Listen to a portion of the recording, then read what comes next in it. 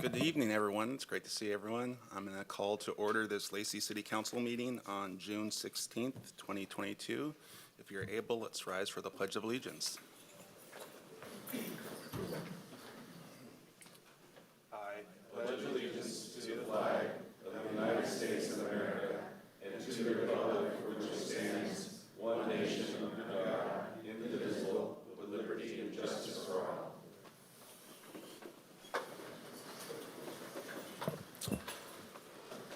So we have a published agenda for this evening. Are there any changes? Can I get a motion to approve? I would move to accept the agenda as presented. Second. It's been moved and seconded. Is there any discussion? Seeing none, all in favor of the motion, please signify by saying aye. Aye. Is there anyone opposed? Then my motion unanimously carries. We have an approved agenda and consent agenda. First up on our approved agenda is under public recognitions and presentations, the recognition of Pope John Paul High School, the girls track and field team state champions, and the boys team's third place accomplishments. So John, if you want to come up and bring up Anthony and maybe Larry as well, and go ahead and go to the podium. For those of you who don't know me, my name is John Grossman. I am the Director of Advancement for Pope John Paul II High School. So on behalf of the school community and administration, first want to just say thank you to the Lacey City Council for your generous invitation. As you can tell, we're a little excited. And so thank you. I want to also just recognize we have with us tonight Therese Allen, our head of school. We have Ann Ash, our administrative director and in charge of academics. We also have our athletic director, Anthony Hernis, who is here. And then the person who I'm going to hand this podium over to, who we like to consider to be legendary, Coach Weber, everyone.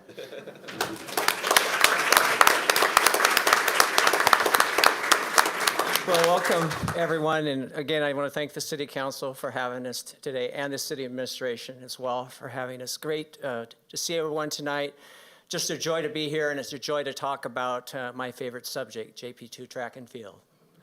So just a little bit of background of the program. The program started in 2018, and that was the boys and the girls program. So it's a fairly new program.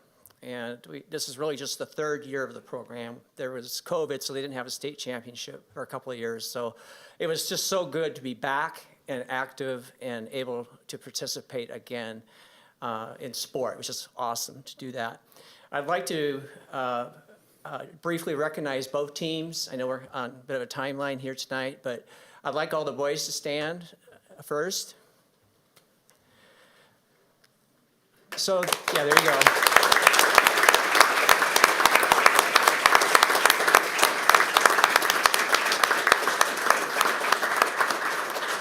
So we have all members of our team, members that were at state and the members that were part of the team all year, and everyone contributed equally. We had a lot of personal bests this year.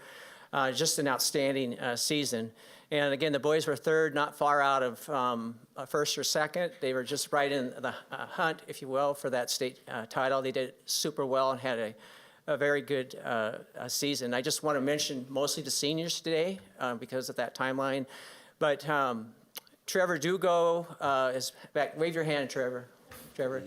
Trevor was the state champion at 1,600 meters, the state champion at 3,200 meters, and also second in the state at 800 meters. And he was also named, it was quite the honor, by the Runner. Runner is the media source for high school track and field and cross country. They're the primary source that covers the sport. And he was named the track and field athlete of the year, the state track field athlete of the year in the classification.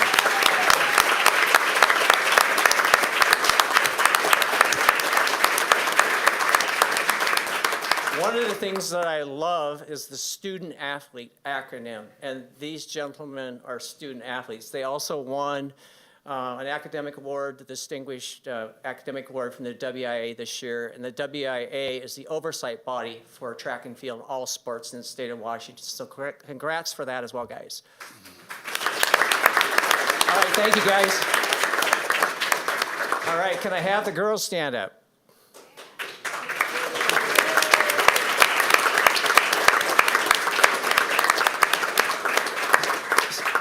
So just quickly, the girls had an amazing year. Again, the team was formed in 2018. And this year, again, the emphasis is they were state champions in track and field. But they completed a rare triple this year. Some of these same girls from on cross country. They were also state champions in cross country. And then they were also the academic state champions this last year as well in cross country. They had a team GPA, an average GPA of 3.96 this year. Pretty incredible.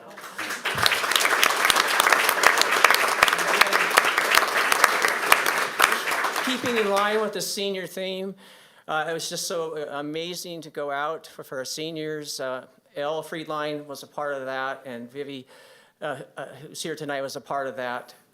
Just an amazing way to go, almost like just an incredible story to go out. Vivi won the 3,200 meter state championship, and she wasn't able to compete for 2 years, or she likely would have been out there in the prior years too. They were just there their freshman year, and they all contributed greatly this year. And I'll close with this. Sure, they have these accolades, they have these accomplishments, and they're really good. We're really proud of them. But what we're most proud is the character. We're most proud of their sportsmanship. Both teams have won sportsmanship awards. They support each other. When we're back in St. Martin's, they cheer on teams, all teams in the area.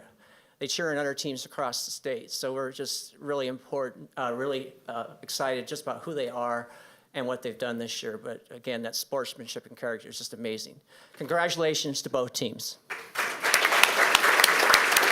Thank you.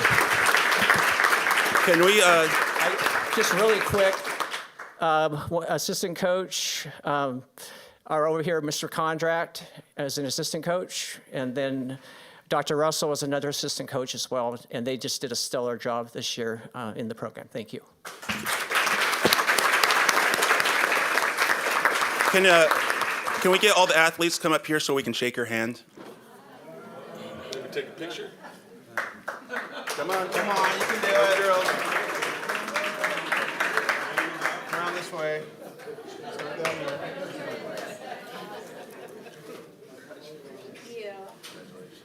Congratulations. Get used to all the accolades. Congratulations. Great job. Congratulations. Congratulations. Congratulations. Good grades. Putting Lacy on the map. Awesome. Congratulations. Congratulations. Good job. Congratulations. Good job. Thank you. Good job. Yeah. Wow. Nice job. Well done.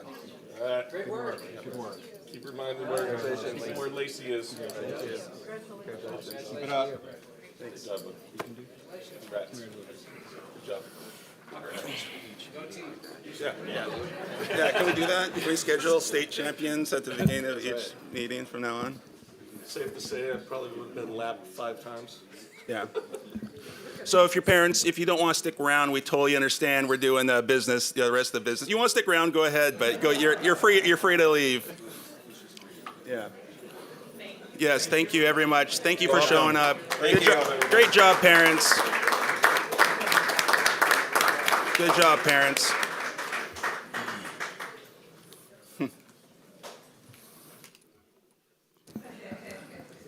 Yeah. Good.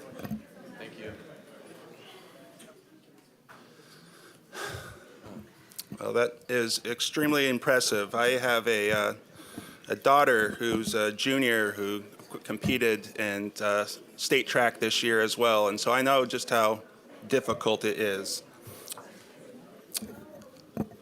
So as they're filtering out, our next item on our agenda is another recognition, and it's the recognition of Joe Svoboda. I'll turn it over to our city attorney. Thank you, Mr. Mayor. I'm going to take the opportunity to stand up here and address you for once. Joe, doesn't look like you brought quite the group with you. Yeah, where's But that's, it's a, Got a quiet following. he's just as important. Well, we'll see what we can do. We'll see what we can do. So the reason we're here tonight is to let the council know and have a moment to recognize Joe Svoboda, who has been the city's prosecutor for the past 38 years. He began working with the city of Lacy in 1984. He was hired by then city attorney Ken Alf And from 1984 to 1998, he was the only prosecutor this city had. I'm sure he took some vacations from time to time. In speaking with Ken, I know that he rarely handled any prosecution matters, so I think it's fair to say that he prosecuted, Joe did, pretty much every single case for that 14-year period. In 1998, the city realized there was a need for maybe some additional assistance for Joe, and so an additional prosecutor was brought on. Joe's represented the city's interests, not just with prosecuting misdemeanors and gross misdemeanors as filed by the police department, but he's also, he's appeared in Thurston County District Court, Thurston County Superior Court. He's represented the city in the Washington State Court of Appeals. He's represented the city in the Washington State Supreme Court, and he's represented the city's interest in U.S. District Court on a variety of matters that we won't get into, most of them positive in the outcome. But most of his work has been in Thurston County District Court representing the city's police department and prosecuting offenses charged. And so I did some math, and from 1984, considering those 14 years when he was the only one, up until, last May 14th, which was his last day, we figure he prosecuted about on average, conservatively, 1,000 separate matters per year. So that's 40,000 separate matters that he prosecuted. If you're somewhat familiar with criminal prosecution, someone doesn't just show up and that's it. There's multiple hearings, and there's on average probably about 4 hearings per matter. Some are several, more, sometimes they're fewer, but that equates to 160,000 separate hearings that Joe's represented the city of Lacy in district court on. Each one of those hearings is an opportunity to represent the interests of somebody affiliated with the city. It could be the defendant, not represent the defendant obviously, but have an impact on that person. Whether it's the defendant, whether it's a victim, whether it's law enforcement, whether it's the community at large, his impact is pretty immeasurable over the past several years. Joe's always been able to look at the big picture. He's always been able to recognize, you've got accountability, you've got deterrence, and you've got rehabilitation on the one side. That's what the public at large demands. But you've also got social, economic, mental health concerns that weigh on the other side. And Joe's just been able, in looking at the big picture, to always find the appropriate solution in every single one of those matters. It's a delicate balance, to be sure, but I think the city's been extremely lucky to have someone like Joe handling its affairs in that regard. It's easy for me to say that he's probably the single most influential person that's ever existed as far as enforcing law in this city. But that's not all. He's also done civil work. He's provided civil legal advice to every department in the city, with a heavy emphasis, obviously, on the police department, whether that's advising officers formally twice a year, and then routine phone calls consistently on search and seizure, whether it's use of force, whether it's code enforcement with property maintenance issues, whether it's utility billing with unpaid fines, and they're looking at a lien, and what does the city do? Lacy Violations Bureau, drafting numerous provisions of the Lacy Municipal Code, attending city council meetings, you've all seen him here, advising the city attorney, not just me, but previous city attorneys, and then the professional relationships that he's established. The Washington Association of Municipal Attorneys it's the association for, municipal attorneys, so it's the go-to for municipal law. He's been the president of that organization. He's chaired the Criminal Topics Committee since 2005. That means that the agenda for the training for municipal attorneys throughout the state has been put together by Joe since 2005. Pretty big impact, not just in Lacy, but throughout the state. He received the Recipient Outstanding Service Award from that organization. And then the relationships with the district court, with the judges, administrators, law enforcement officers, law enforcement staff, support staff, mental health court professionals, the Thurston County Bar Association, defense attorneys, other prosecutors. that's another thing. You're not going to find a defense attorney that doesn't like Joe. So that goes a long ways.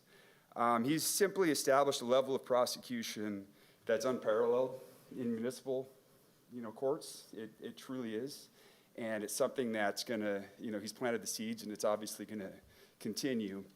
But all the while holding the public accountable, being accountable to the public, rather. I guess holding the public accountable Both. as well, doing a little bit both. But anyways, we've been tremendously lucky to have him on board. 38 years. It's going to be tough to see him go, but he's done very well. So anyways, Joe, if you have a couple things to say.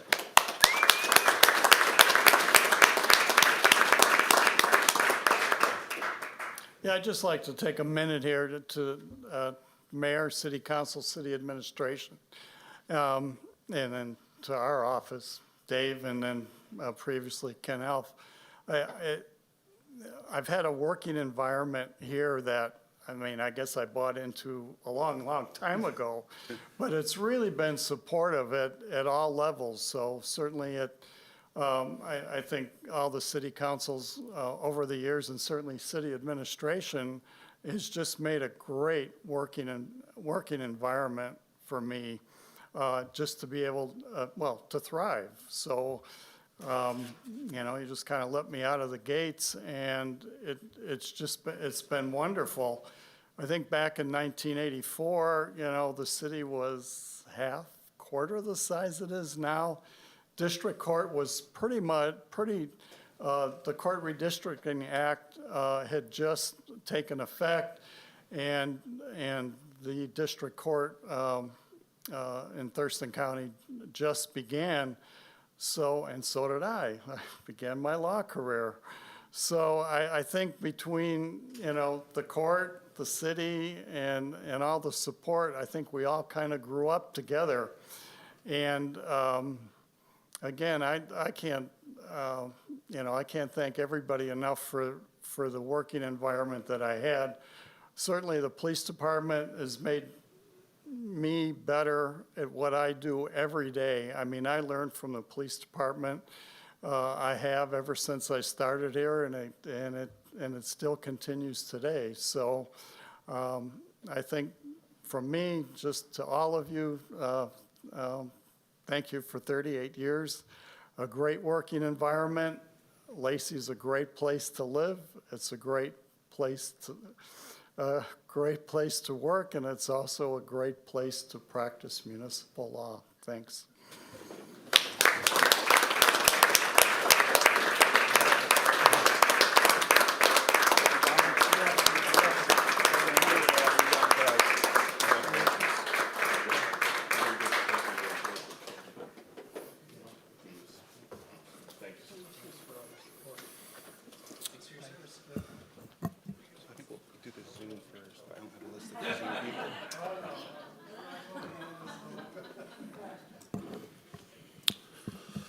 So next on our agenda is public comments, and we also had 15 written public comments that's going to be part of the record, but we do have 3 people who pre-registered to speak via Zoom, and let's see. From Lacy.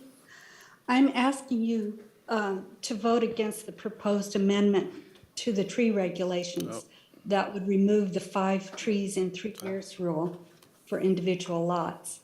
We need that rule, and really an even stronger rule if we have any chance of fighting against our continued environmental destruction.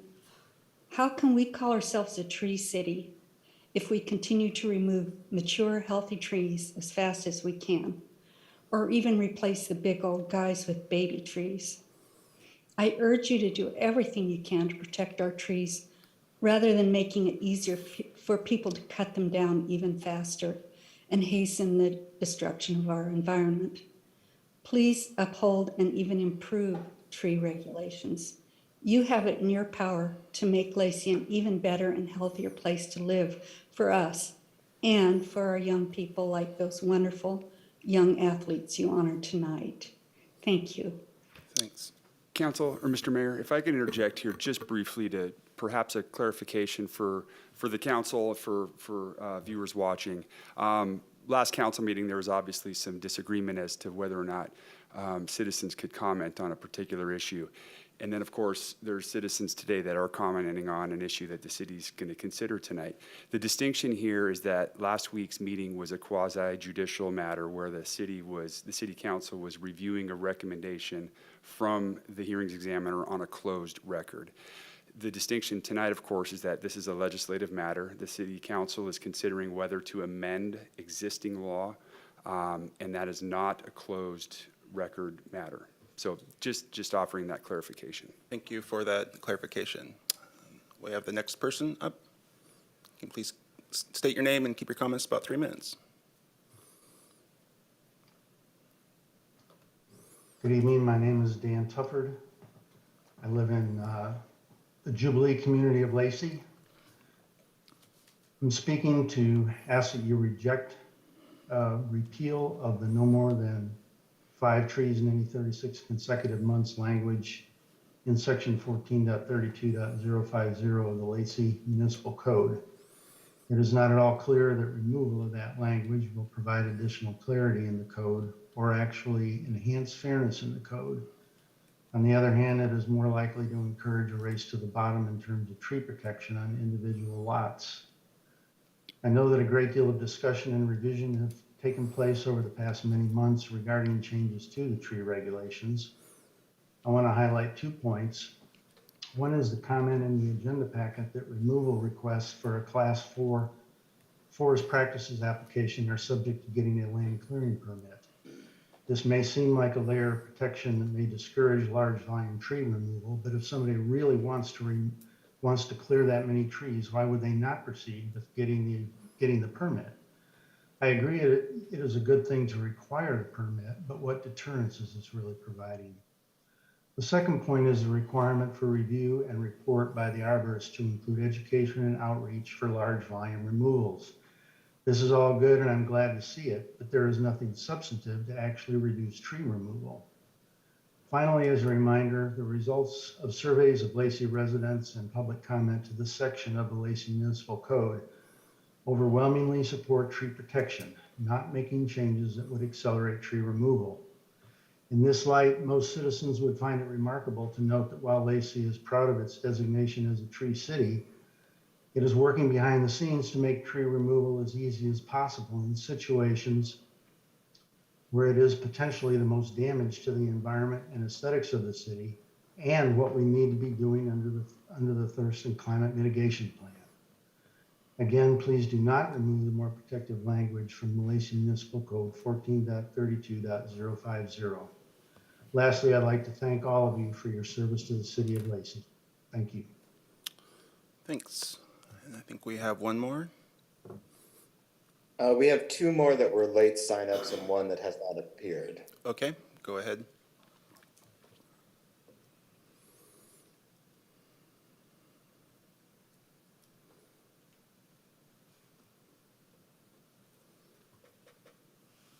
Tyra Ziegler should be up next. Hello, my name is Tyra Ziegler. I'm living in the Olympia area in zip code 98502.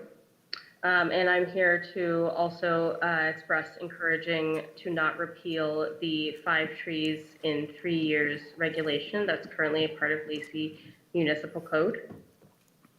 When a tree is cut down, it's not only the tree that dies, it's every blanket of moss, every sprig of lichen, every ant, spider, and bird's nest dwelling within that tree. We also say goodbye to every mushroom, blade of grass, and fern leaf who relied on that tree for shade. In short, it's everything that makes Lacy, Olympia, and the Pacific Northwest such a wonderful place to live.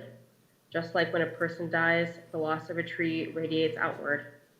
As stewards of the only planet we call home, we should always strive to show thought and care when we take a life. Our community regulations should encourage this thoughtfulness. I believe that the current municipal code that requires replanting is in line with reparative thinking. However, cutting a big, healthy tree is a blow to each micro ecosystem that is a wound so massive a sapling could not hope to patch it up. The idea that we need trees now more than ever communicates the desperation of our situation, but I disagree with it on one thing. We have always needed trees. We will always need them. Our own autonomy is inextricably woven with ours. I want to really thank every council member for your service, and thank you for letting me speak tonight. Thank you. You can bring in the next person, John. Yes, Jeff Browning is the final individual who's signed up. Great.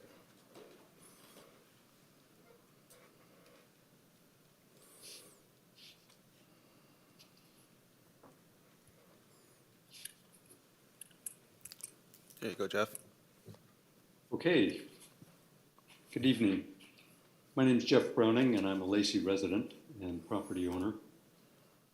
I'd like to bring to your attention a contradiction that seems to exist in the Lacy Municipal Code, 1636.010C, which says that limit such development to areas where local economic demand, local citizen acceptance, and appropriate design solutions assure compatibility with the neighborhood.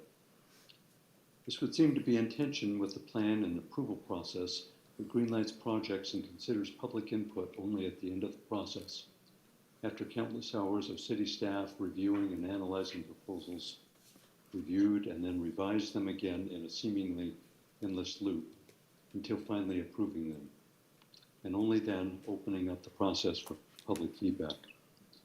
This doesn't even begin to account for all the time and expense a developer may have spent on a particular project. Only then, after the process of public comment and feedback, the hearing examiner declares the community displeasure alone, however, cannot be the basis for permit denial. So it would seem that we have got ourselves, as the British like to say, a sticky wicket. Public comment is sought after and encouraged, but in the end, it doesn't really matter. But it does matter lest we make a mockery of the request for community input. It does matter if we believe in democracy and self-governance. It does matter if we want to encourage and not discourage the involvement and agency of the members of the community. It does matter because we honor and cherish the input of the community. So my question to you is, what does the code mean when it says local citizen acceptance? And why was this ignored in your vote to approve the Meridian Market and Gas? Thank you for your time. Thank you.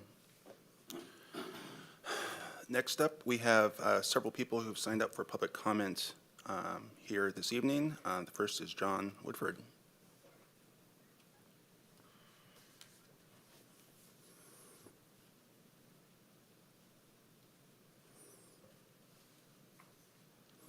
Just like to introduce yourself and keep your comments about 3 minutes. Good evening, council members. My name is John Woodford. I'm not a Lacy resident, but I do live within the UGA. In fact, I live on Long Lake on Holmes Island. I am a retired architect.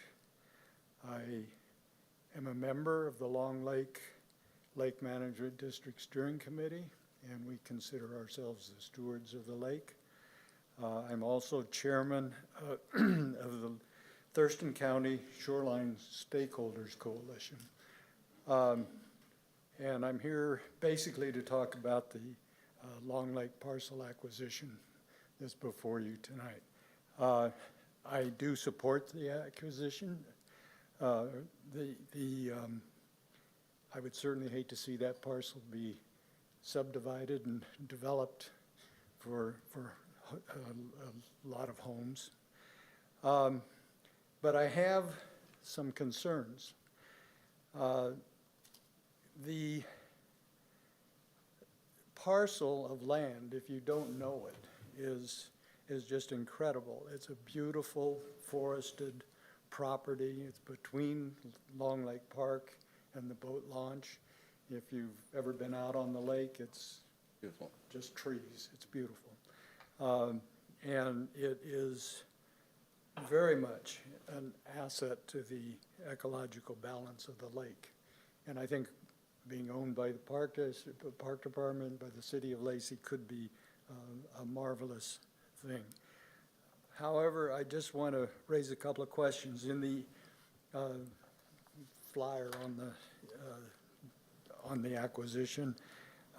Under advantages of the acquisition, it says the property is adjacent to Long Lake Park and provides the opportunity to incorporate additional active and passive recreational activities at the site.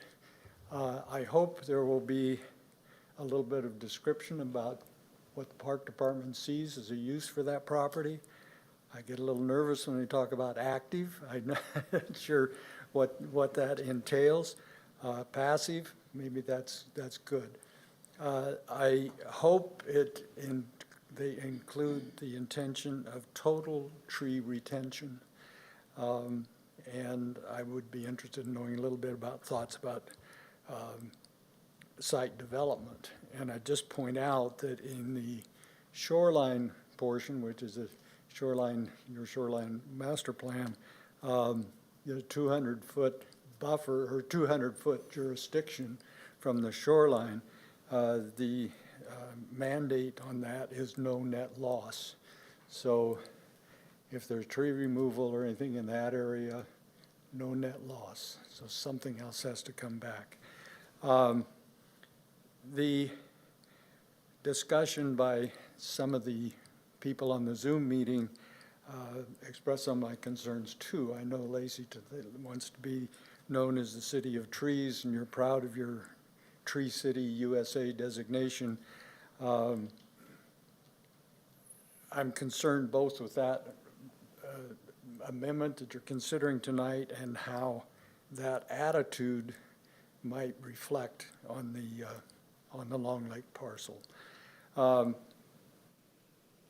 The other thing is I've seen things that have been done by the city that I really question that thinking. One, the Ruddle Road retaining wall project, between 27th Avenue and Brentwood Drive. I think anybody that's ever been down Ruddle Road would not say that enhanced the forested character of Lacy. Anyway, I'm just curious what kind of assurances will we have that we'll have a good, sound environmental policy for that parcel. That's it. Thank you. You very much. Appreciate it. We're obviously getting a little ahead of ourselves this later on the agenda, but we'll make sure we keep you in the loop. Next up is Sarah Daniels.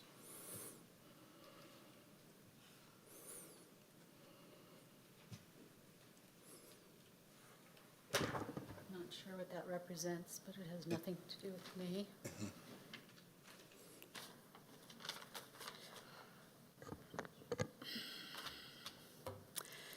My name is Sarah Daniels. I live in the Hawks Prairie Community Meridian Campus specifically. Do you need my address tonight? Thank you. I would like to ask for a moment to take a deep breath, and if you're timing me, I'd like to breathe before I start speaking. Go ahead. Before you start timing me.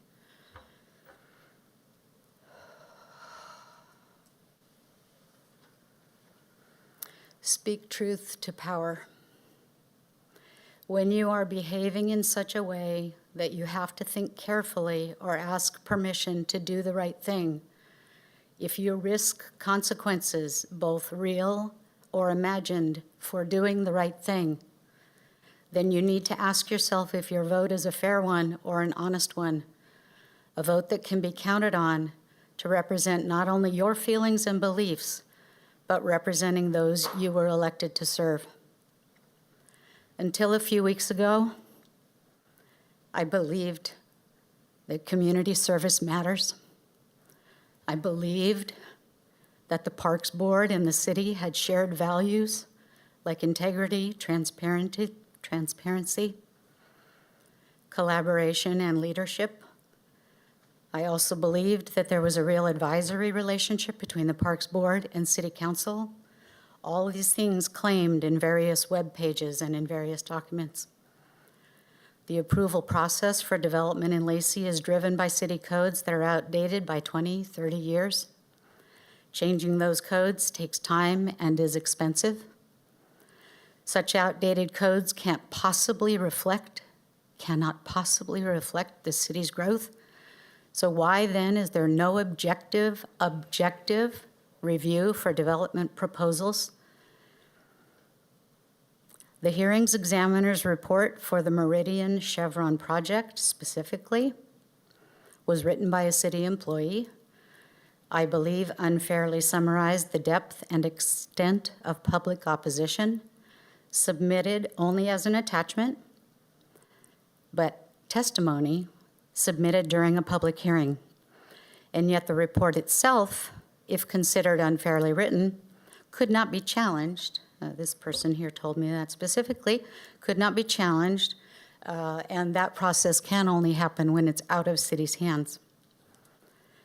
Then the city's attorney stated that individual council members could not be asked prior to their vote if they had in fact read the entire report. By denying us the opportunity to question each council member, we have no confirmation, no confidence that the testimony of witnesses at the public hearing were fairly and thoroughly reviewed by the council members. If those votes were based on the hearings examiner's summary, I believe those votes were misinformed. I remind you now that this development's proposal, their official documents specifically referenced Meridian campus residents as their target market. The comments submitted by hundreds of residents, the Meridian campus residents, did testify in direct opposition to this specific proposal. And what about the personal liability that the city attorney pressured council members with? Personal liability, is that real? If it is, how could any council member possibly vote no without feeling extremely pressured? Thank you, Councilmember Cox. To have a council member state in writing the very next day that they wanted to vote no is certainly too little, too late, and certainly no comfort. Let's not forget that there were persistent and intentional attempts by the city staff and this council to withhold public feedback from the very advisory board selected to serve in that capacity. That may seem trivial to all of you. I spent 4 years on that board. That may seem trivial to you, but what does that behavior over a year's time suggest? What it tells me is that in this case, at least, they share comments when it's convenient or when it aligns with their objectives. And in this case, there certainly was something uncomfortable to hide. I'm sorry I didn't bring water. I'm almost done.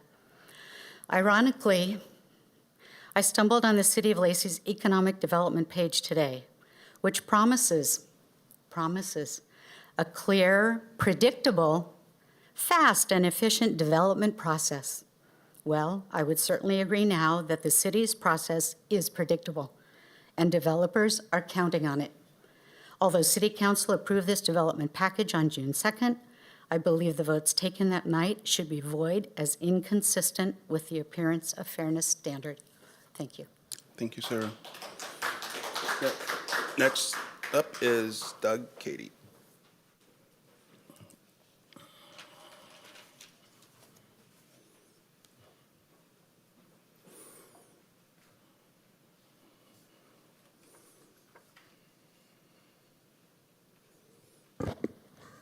Please introduce yourself and keep your comments about 3 minutes. Okay. My name is Doug Cady. When I moved to Lacy in 1980, the population was less than 1/4 what it is now.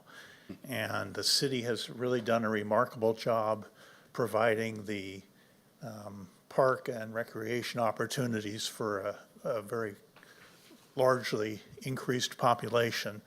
And as such, I support the city's proposal to purchase the Long Lake parcel adjacent to the boat launch as an opportunity to expand those opportunities.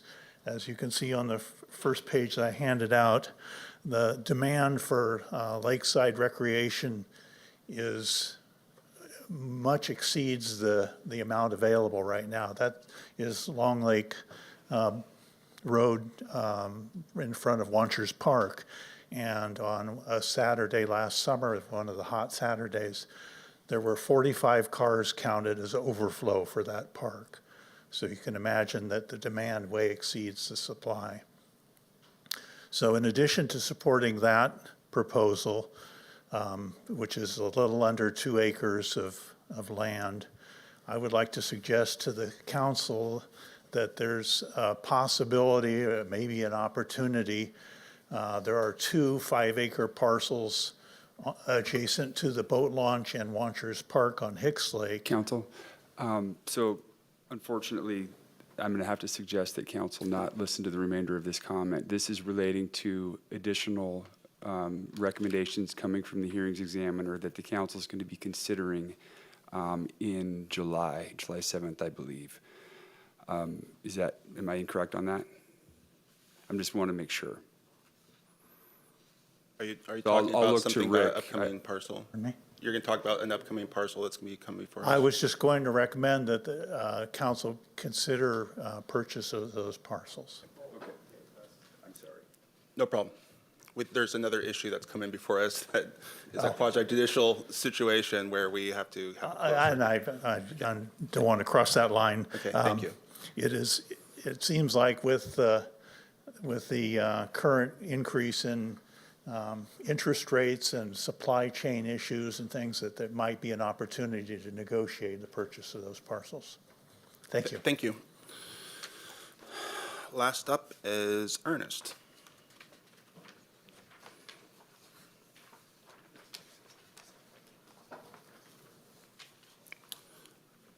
Please state your name and keep your comments about 3 minutes. We'll try to keep it to 3 minutes. Good evening. My name is Ernest Byford. I'm a Lacy resident. And good evening, Mayor Ryder, council members. For the record, this is almost an echo of the last meeting that I attended. But I took a different perspective from that meeting. And so I'm going to go ahead and make my comments, and please listen. They're not subject to specific codes or items, but they are important to, I think, the people of my community, of our community. The comment is concerning the Hawks Prairie community west of I-5 highway between Slater-Kinney Road up to Meridian Avenue, encompassing the Marvin Road residential commercial areas, including parks. Development has and is expanding too aggressively to meet Lacy Fire and Police services afforded to this area. Approximately 12 to 1,500 new dwellings in multifamily, some single residential Hawks Prairie areas are going to be expanded, not forsaking other areas of the city. We're talking about outside Hawks Prairie.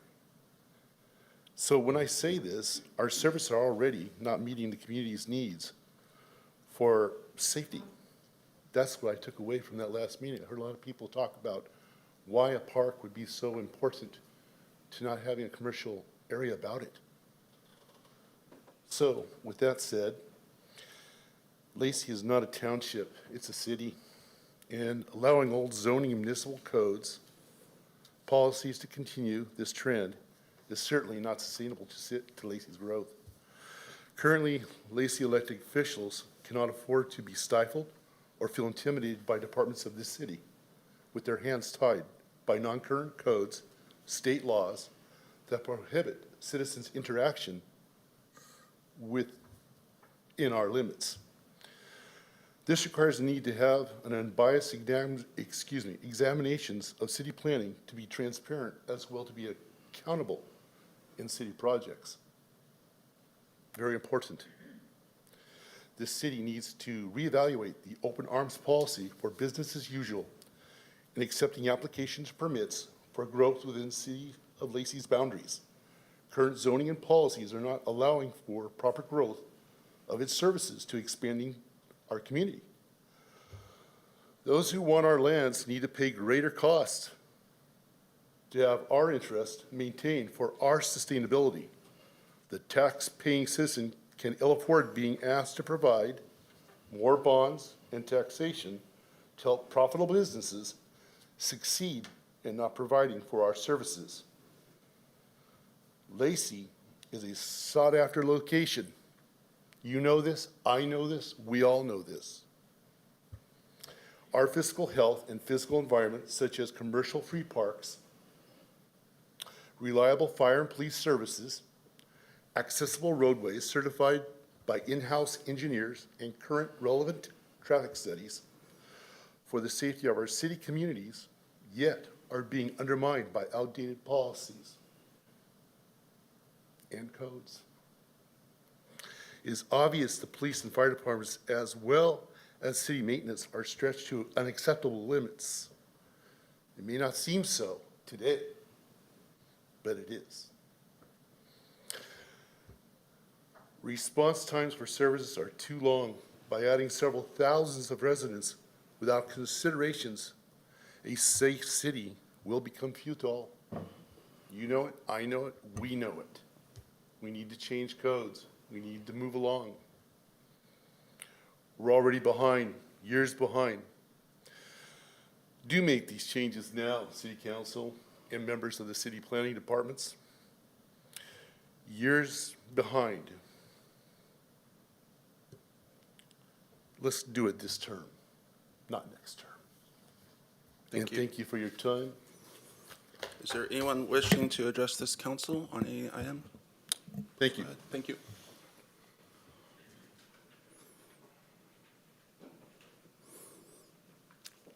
Hello. Please state your name, keep your My comments. name is about them. Renee Savage. I am a resident of Hawks Prairie as well, and I've lived in the community for about 20 years. So thanks for taking the time to listen to my concerns. I wanted to address you on two very specific issues. Both are concerns that manifested over the fiasco that we had with the approval of the Meridian Campus gas station. And I do say fiasco because that's how it feels like us, or for us in the community. It's unfortunate that the citizens in the neighborhood feel as if we did not have a voice in how we wanted our community developed. What I learned is that we must insist that the city council change two things. We need a comprehensive review of our zoning regulations. The community as it is today and the lifestyle that we want, expect, and we pay for needs to reflect the views of the citizens in 2022, not in the early 1990s and early 2000s. I'm asking that you take this monumental task of reviewing the policies and the work towards zoning rules and regulations that meet our views now for the community that we want. In addition, I hope that we as a community don't ever feel like we don't have a voice in the decisions that are made by our City of Lacy staff, our hearing examiner, and the council. I request that you review how you are structured and how our land use permits and exceptions are reviewed by you, so that this will never happen again and you'll never lose touch with the community that voted you in. Thank you. Thank you. Does anyone else wish to address the council on any item not on the agenda? Seeing none, I really appreciate everyone coming and giving your public comment. It really is appreciated, and we do take it to heart. Thank you. So next up on our agenda is a proclamation, and it's the Juneteenth Proclamation. And we'll get started like we usually do. A long wait, huh? Thank you for hanging in there. Whereas our great country is made up of people from every nation on earth who are declared equal not only in freedom but also in justice, both of which are essential for a healthy society. And whereas Black and African American people were bought and sold as slave labor for 250 years in North America and then the United States of America, and suffered unspeakable acts of violence and oppression, leaving a catastrophic and unrelenting legacy of trauma for generations of African Americans. And Whereas President Abraham Lincoln issued the Emancipation Proclamation on January 1st, 1863, declaring the enslaved people in Confederate territories to be free and paving the way for the 13th Amendment to the United States Constitution, abolishing slavery in our nation. And whereas on June 19th, 1865, Union soldiers led by Major General Gordon Granger arrived in Galveston, Texas to enforce the Emancipation Proclamation, signed by President Lincoln over 2.5 years prior, and freed all remaining enslaved people in the United States of Texas. And whereas formerly enslaved Texans began the celebration of Juneteenth in 1866 with community events such as parades, cookouts, prayer gatherings, musical performances, and historical cultural readings, and as freed families emigrated from Texas to other parts of the United States, they carried the Juneteenth celebration with them, and Juneteenth is now a worldwide celebration which commemorates the end of slavery in the United States of America. And whereas Juneteenth, also known as Freedom Day, Jubilee Day, Liberation Day, and Emancipation Day, is a day of profound significance celebrating the emancipation of slavery and a day that reminds us of our incredible capacity to heal, hope, and emerge from our darkest moments with purpose, resolve, and unity. And whereas members of the Fred U. Harris Lodge Number 70 of Prince Hall Masons have hosted a community-wide barbecue annually in celebration of Juneteenth for the last 40 years, drawing over 500 participants from around the greater Thurston County area, the Pacific Northwest, and Canada, and the Lodge has invited the City of Lacy and other jurisdictions to join the celebration of Juneteenth on Saturday, June 18th from 12 to 4 p.m. at the Regional Athletic Center in Lacy. Now, therefore, I, Andy Ryder, Mayor of the City of Lacy, on behalf of the Lacey City Council, do hereby recognize and commemorate June 18th, 2022 as Juneteenth Day in the City of Lacy, and encourage all residents, businesses, and community groups to explore this important celebration of American culture, history, and pride. Signed by myself, Mayor Andy Ryder, June 16th, 2022. Can you come up and accept this?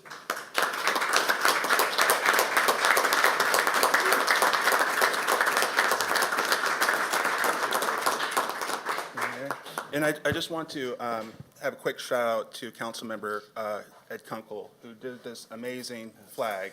It just turned out perfect, and just want to thank you so much for doing that, Councilmember Kunkel.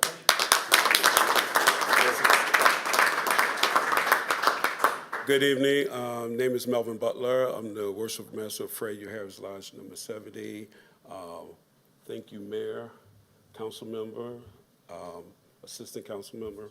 I had to get Chief of Police up there. I keep you up there. This has been a long overdue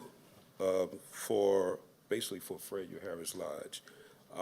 But due to hard work, and you keep going and doing community service, doing the good things in the community of Lacey, Tumwater, and Olympia, this is well received and stuff. So I head into the lodge and present this to the fraternity and tell them, hey, Juneteenth, we finally made it. So.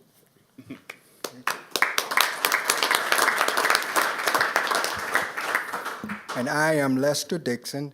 I am the past Grand Master of the Most Worshipful Prince Hall Grand Lodge, Free and Accepted Masons of Washington and jurisdiction, where we have 2,500 members, 53 lodges in 11 countries, to include the Far East, the Middle East, Canada, and Europe. And I am also a member of Fred U. Harris Lodge.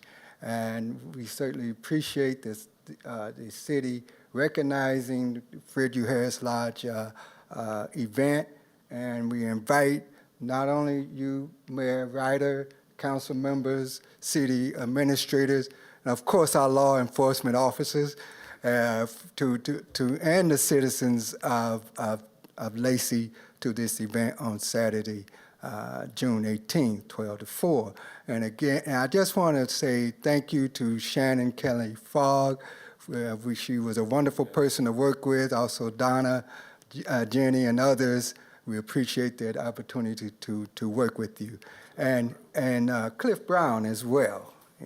And although the mayor recognizes this replica here, I too want to commend you for making this the replica of the Juneteenth I have to flag. tell you, I had help. I didn't do it alone, but it was an honor to put it together for you folks. Thank you. All right, thank you. As we well know, it represents freedom, not only of the slaves from the Emancipation Proclamation, but Martin Luther King said it best. Freedom non-freedom of one person is non-freedom of all. And this flag represents freedom for all. So again, thank you. And we look forward to seeing you out to Saturday, June 18th. And I have to mention one thing for the deputy mayor. We're giving out free haircuts.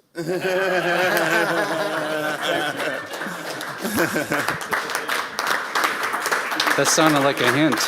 Well, I also would like to thank staff for putting this together, and the city of Tumwater as well, who's helping to sponsor. And so I look forward to coming and seeing you on Saturday and saying a few words. And you're right, this is long overdue. The fact that you've been doing this in our community for 40 years is just amazing. And I'm glad we're finally here and be able to recognize you, and we'll continue to recognize you on a regular basis. So thank you for all your work you've done. Yeah, Congresswoman Marilyn Strickland is going to be there as well. Okay, next up on our agenda is ordinances. And the first one is Ordinance 1617, the tree regulations. And I'm going to turn it over to Ryan. Thanks, guys.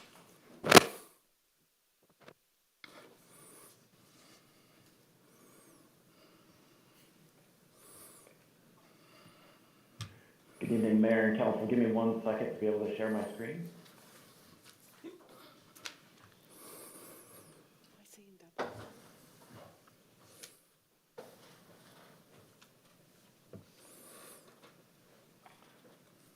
Okay, so in front of you tonight, you have an ordinance for your consideration related to tree protection regulations contained in Lacy Municipal Code 14.32. As you'll remember, this originated with the second update to our city's urban forest management plan. That was adopted by the City Council back on September 16th of last year. Typically, we do, with a plan like this, we will, at the same time as we adopt the plan, we will also adopt the amended regulations associated with the implementation of a plan like this. There were additional considerations and additional time that we needed to be able to develop these regulations, and I'll go into a little more detail here in a little bit about the regulations that are in front of you. But where they do originate is from the goals and policies contained within the Urban Forest Management Plan. So some of the highlights of what are contained in the amendments that are in front of you tonight. Oh, excuse me, see if I can back up here. One slide. So that are in front of you for amendments to LMC 1432. The first is to establish essentially a new permit pathway for two different types of trees. The first type of tree is a tree within a residential tree tract and open space, as well as trees within existing commercial developments. The second major amendment is to amend permit thresholds for residential lots. Obviously, you heard a lot about this in previous public comment. I'll go into a little bit more detail about what the proposal is here. The third bullet there, which is somewhat new, this is based on your last work session held on March 24th, is to clearly connect our Class 4 forest practice applications to the land clearing permit process when there is no other underlying permit. I'll go into a little bit more detail about what this entails as well. And finally, general housekeeping amendments, things that we needed to address in our code to keep it up to date. So let's talk a little bit about how our regulations apply within the field in terms of the types of trees we have in Lacy and how our regulations apply, going from the most restrictive down to the least restrictive. Basically, the trees that have the most restrictive regulations on them are, the community has prioritized them as those that we want to prioritize retention. Those that are the lowest are the least likely for retention and therefore have the least restrictive regulations placed upon them. So first is historical trees. Historical trees are similar to trees that are on, maybe like a structure that's on a historic register. We do have mechanics associated with establishing a historical tree register. Right now, we actually do not have any historical trees that have been nominated and placed upon that register. Second is critical area or buffer. So these are things like a wetland within a wetland or within a wetland buffer on a steep slope, something like that. So as we go down, we're getting less restrictive now. The third is specimen trees. These are trees that are kind of the best of breed. So if you think of kind of the best Douglas fir in the community or the best apple tree or something like that, that's what qualifies as a specimen tree. And those are identified through our arborist reports as they prepare reports associated with development projects or tree removal permits. The fourth, so now we're kind of in the middle of the hierarchy, is trees within our parks. So those are kind of a mid-level. Number 5 there is tree tracts and open spaces.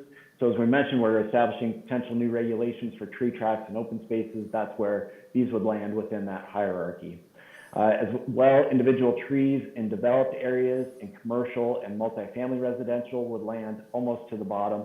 And those that are the least restrictive and have the most permissive requirements and restrictions are those that are on individual residential lots. So in front of you tonight are considerations for trees that are at the lower scale of that tree protection hierarchy, those that are in tree tracts and open spaces, in commercial developments, and on residential lots. So on your screen here, you're seeing kind of the trees that started it all. We had requests by the Greenbrier HOA to be able to remove a couple of healthy trees along 45th Avenue between Ruddle Road and College Street that were recommended for retention through our arborist report, but did not have the ability to be able to remove those trees even though they had maintenance concerns with those trees. And so they came to the council and requested that the council look at a permit pathway for HOAs to be able to remove trees. And actually, this was done as part of the overall update to our urban forest management plan. And in fact, as part of our update to our plan, we actually had an ad hoc tree committee established, and a member of that committee was from the Greenbrier HOA.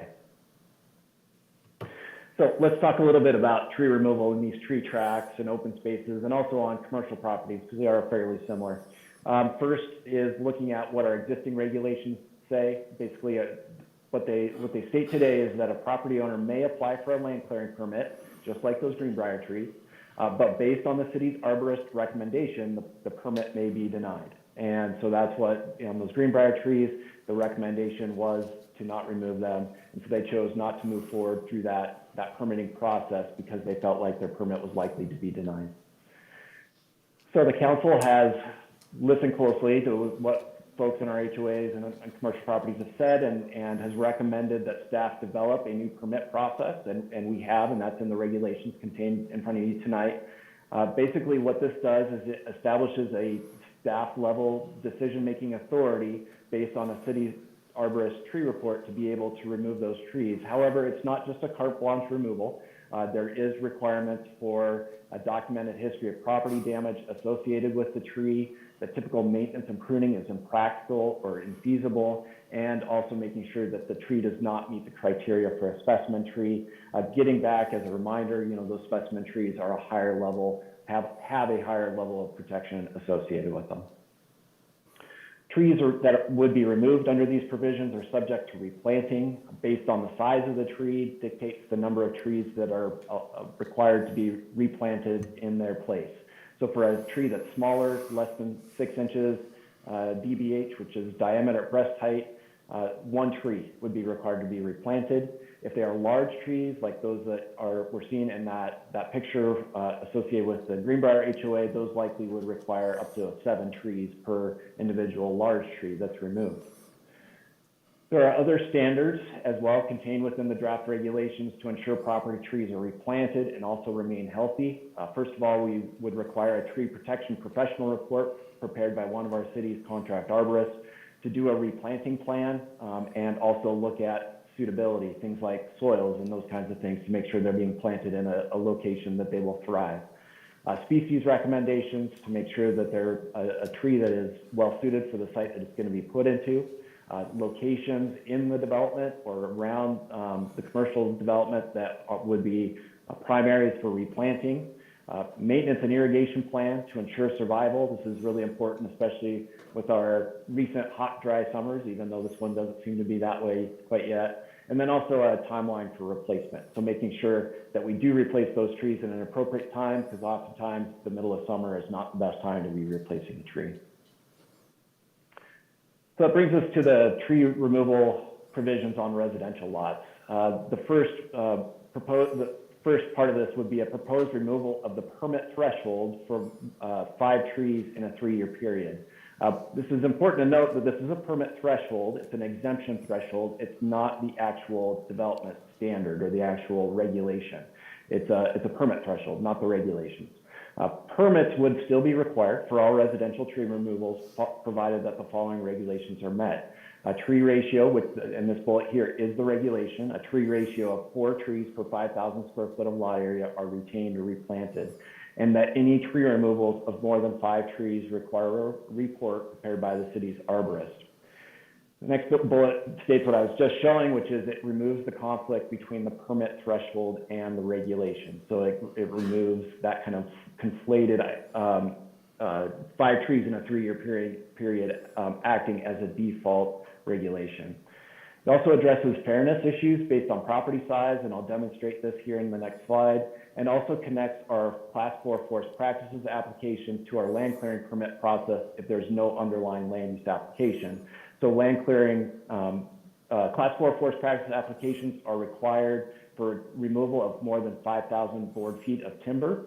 So for larger tree removals, it would require a land clearing permit process, which is a full administrative review process, similar to the site plan review process.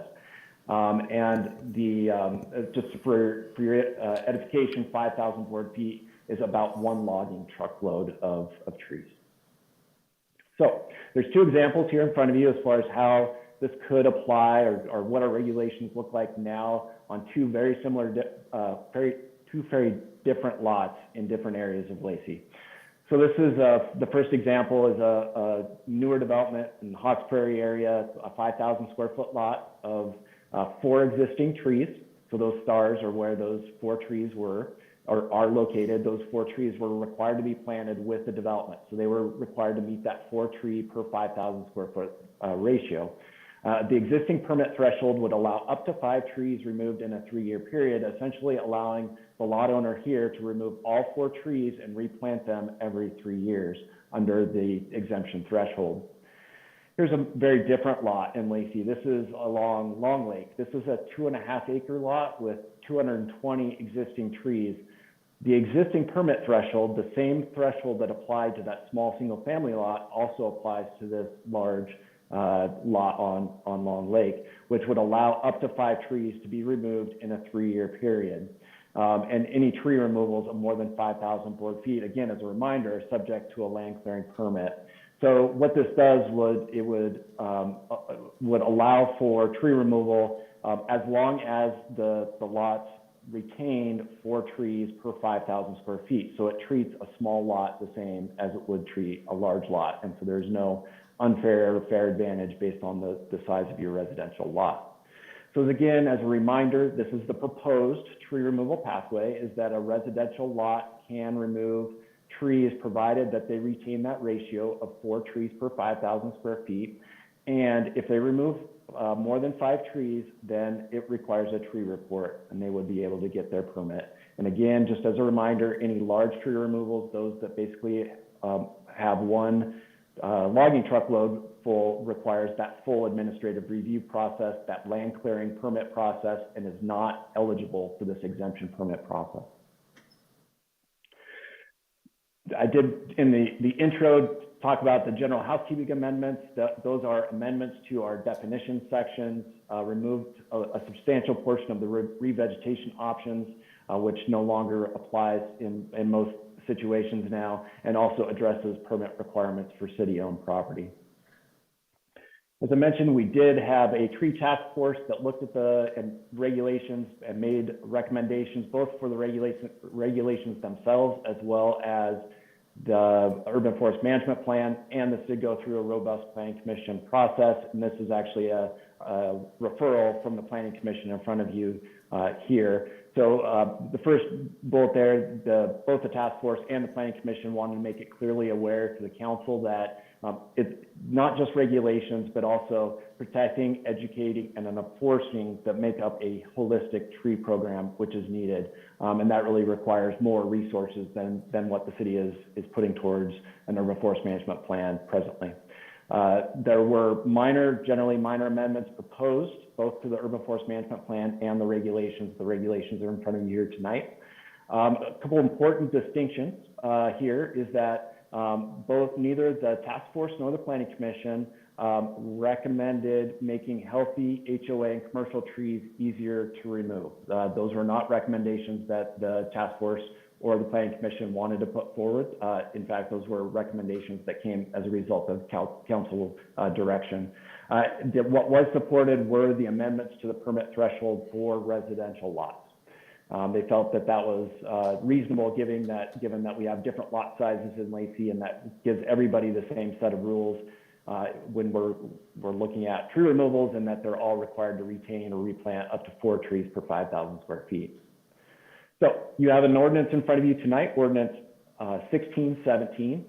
You have reviewed this multiple times. You reviewed the Planning Commission's recommendation back to December 9th work session and did add additional review and criteria process for the removal of HOA and commercial property owner trees, and that's contained within Ordinance 1617.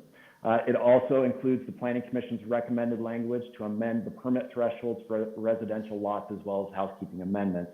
The Land Use and Environment Committee has held 3 work sessions on this draft, and just as a reminder, the City Council has also held 4 work sessions. So there's been a lot of preparation and thought put into the ordinance that's in front of you tonight. So you have essentially 3 options in front of you for action. You may accept, modify, or deny the ordinance as presented. If you do desire to adopt the ordinance as drafted, this can be simply done through an approval of a motion to adopt Ordinance 1617. If the City Council desires to retain the 5-tree and a 3-year period threshold provisions, this can be done through a motion to adopt Ordinance 1617 with the removal of the proposed amendment to Lacy Municipal Code 1432-050D. And so with that, I'm going to stop sharing my screen and turn it over to you for deliberations and questions. What was the, if we're going to amend the motion, what ordinance would we use? Can you put that back up on 14 or 16? I'll share my screen again. Give me 1 second.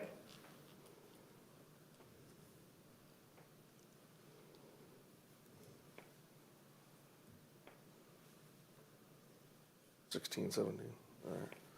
So it's Ordinance 1617. They all have the same number. If you'd like to retain the 5 trees in a 3-year period, then your motion should remove the reference to LMC 1432-050D, the proposed changes contained within the draft ordinance in front of you. I think I got it, Ryan. So I want to approve an ordinance, approve Ordinance 1617.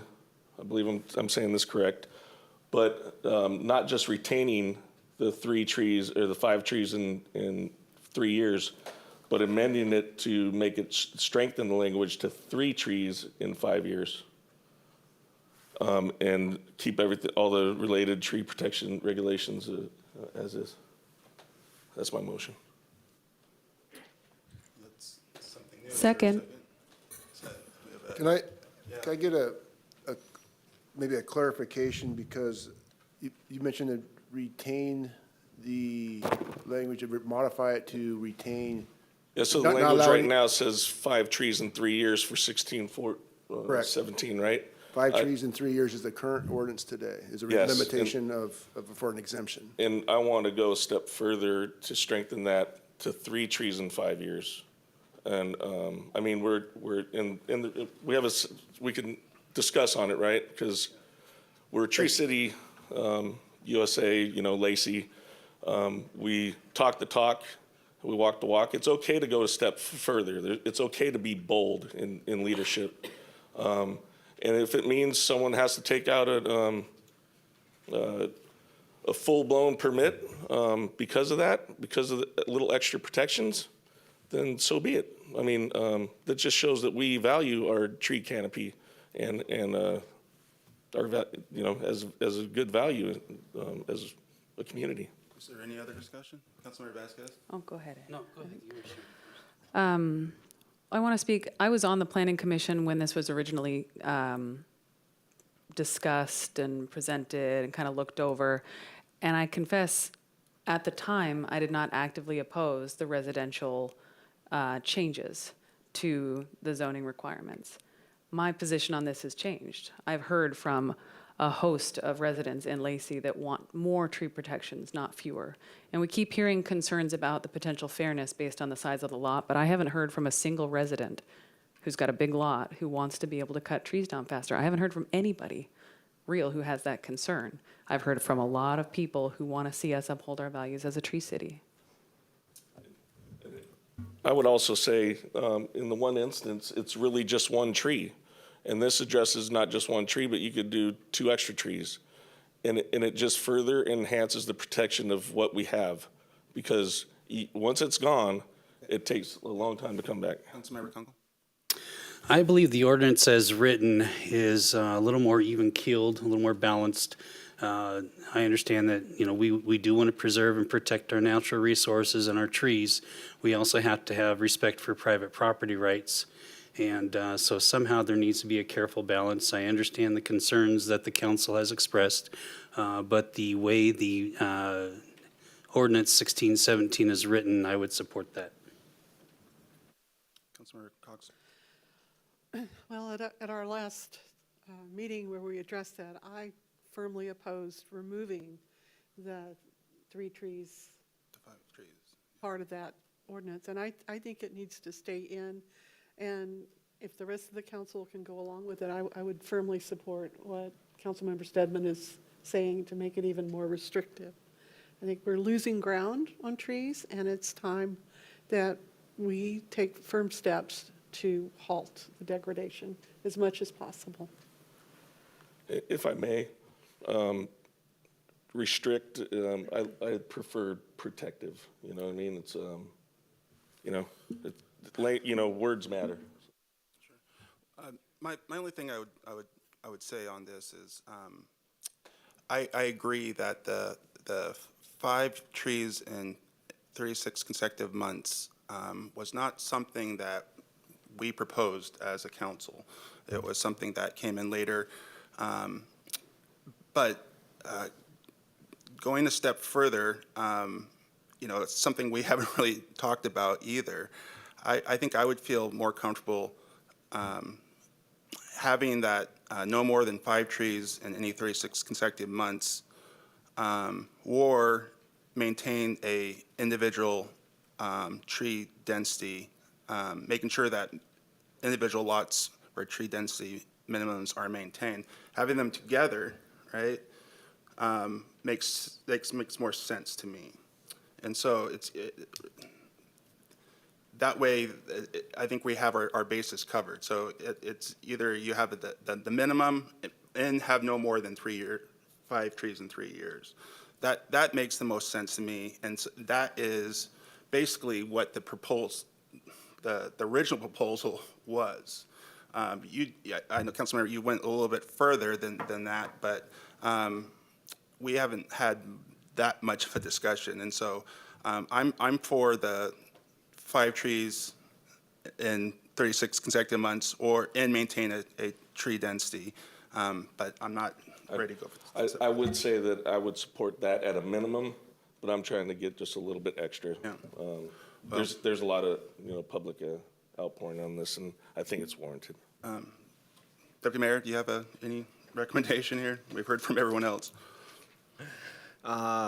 Well, having looked at this and thinking about this, I mean, we get an incredible amount of feedback on on this issue, on very few issues. And like Councilmember Vasquez says, I have yet to hear from anybody who has said, I want to, take down more and more trees.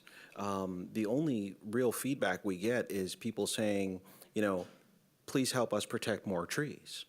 And that is the consistent, constant message that I get on a regular basis from emails, from phone calls, even handwritten letters sent to here to the city that I come and get out of my inbox.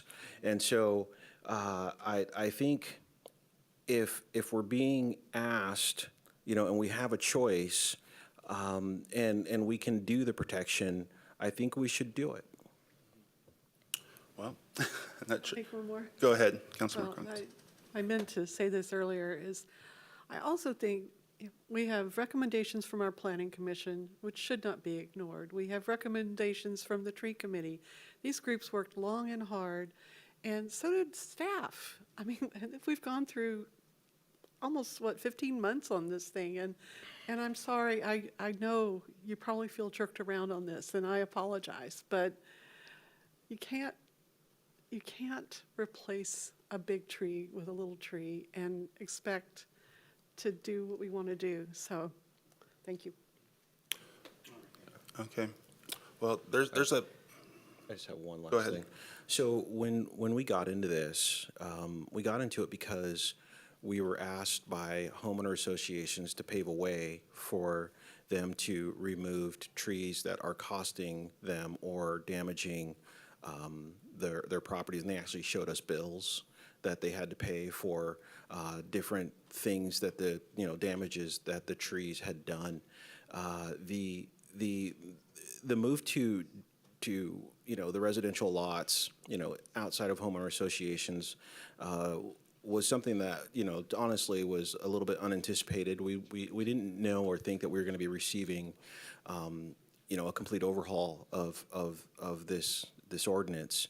And so this move is almost kind of going to have us, just take a step back and really review what it is that we are trying to accomplish, and just give an ear to the public. And in this case, I think they've spoken pretty, overwhelmingly and very resound. Please help us protect more trees, even from ourselves and each other. Mm-hmm. So can we get a recommendation what the motion on the floor is, Dave? Do you know that? Yes, Mr. Mayor, thank you. I was actually going to ask before council takes any action or takes a vote, if we could get clarification, and perhaps Ryan or Rick has that clarification. What I heard was a motion to adopt Ordinance 1617, with the amendment of rejecting proposed changes to Section 1432.050, adding further amendments to change existing language from, quote, no more than 5 trees in any 36 months, end quote, to no more than 3 trees in any 60 months, end quote. Sir, 5 years. slight correction, section D, because there are other changes within the chapter. Yes. Actually, I don't think they're. Yes, Oh, yeah, you're changes right, to you're right, G. you're right. Yeah, Okay, section D. thank you for that, yes. Subsection D, correct. That was it. That's what I would confirm, Dave. That's what I heard as well. Yeah. That was my exact intent, that language. Thank you for that clarification, nothing further. Is there any other discussion? I'm just going to say again, I haven't digested what you just said, and so I am not ready to make that motion or support that motion. I am willing to support the 5 trees in any 36 months, keep that in, but I'm not ready to support your motion at the time. But there is a motion on the floor. There's a second. All in favor of that motion, please raise your hand and say aye. Aye. Those opposed, the motion passes. Okay, Thank you. thank you. Next up is Ordinance 1620, the Stormwater Design Manual Update.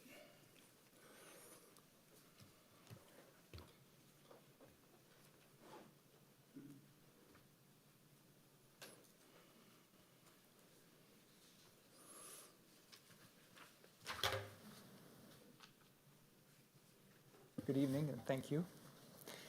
So Ordinance 1620 is for adoption of an updated stormwater design manual. It'll be the 2022 manual.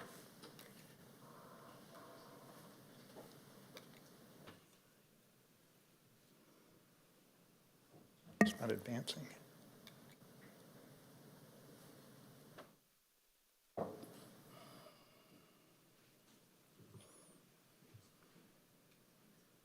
Good. So the quick overview, this is a 2022 update to our existing 2016 Stormwater Design Manual. The purpose of this is for compliance with State Department of Ecology requirements. The update is required by the state to be implemented no later than June 30th of this year, so that's 2 weeks from tonight. And this is Lacy Public Works Water Resources Division with Herrera Environmental Consultants. So what is the Lacy Stormwater Design Manual? It's Lacy's Stormwater Management Technical Guidance Manual. It's regulatory and it's engineering design. So most of the main users of it are civil design engineers working on development projects in Lacy. The manual provides criteria for everything, all steps of the process to deal with stormwater management on a site that's developing. So there's the soil testing, infiltration analysis. There are the design calculations for the amount of flow that's going to drainage facilities, and then the sizing of those facilities to handle the water coming to them. Criteria for submittals for permit approval by the city, maintenance information, source control, and so forth. Our manual is required to meet the minimum requirements, the applicability thresholds, and technical criteria that Ecology has in their 2019 Stormwater Management Manual for Western Washington, and specific requirements in the current 2019 through 2024 Western Washington Phase 2 Municipal Stormwater Permit. So the graphic there is showing our existing 2016 manual on the left. We add in information from Ecology's manual and permit and end up with our 2022 updated manual. The general applicability of our current and updated manual, that it applies to all kinds of land development within the city of Lacy, including residential, commercial, road projects. It's new development, redevelopment, and active construction sites. And it applies to both private and public projects, so we have to follow our own rules. The main objective of the manual, or the SDM as I call it, is to provide guidance and requirements to control stormwater runoff from new development and redevelopment sites so that they can comply with the state's water quality standards. The goals are to reduce flooding and erosion, reduce pollutant load in that runoff water, and then to recycle the at least partially cleaned runoff water to replenish our water resources. The regulatory basis for this update comes from the Western Washington Phase 2 Municipal Stormwater Permit. This is a general permit. It's the same one for all permittees in Western Washington. It regulates discharges from storm systems within our municipality. It's issued by State Department of Ecology. It applies to dozens of cities. I say 82 on there, but there's also some secondary things like colleges and ports that it applies to as well, and 5 counties in Western Washington. It was first issued in 2007. It was updated in 2012. They extended it to 2013. Then we had our next permit for 5 years. And it also slid into 2019, and then now our current third version of this permit with increasing requirements each reissuance.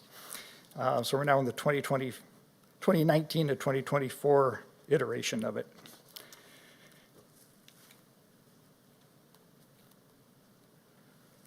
So the permit imposes all kinds of requirements on the city. This is one little section of it. It's S5C6, titled Controlling Runoff from Development and Construction Sites. It requires us to implement and enforce a local stormwater management program to reduce the pollutants in stormwater. Lacy's local stormwater management program is quite robust. We had it in place before the permit required us to, so we've adjusted it to meet the permit requirements. But it includes all sorts of regulations. It's the site plan review process, field inspections, education and outreach is part of it, just, maintenance of city facilities, and so forth. It's a very well-established and ongoing program. So this permit update is requiring us to update it per the updated criteria that the state imposes. So we have to have the minimum requirements, thresholds, and definitions that are stated in the permit and in the manual, and then be equivalent, have minimum technical equivalency with the Western Washington manual. So with all that said, Ecology updated the permit and they updated their manual. So now they give us a couple years till now, and we have our deadline to follow suit and be updated to be in compliance.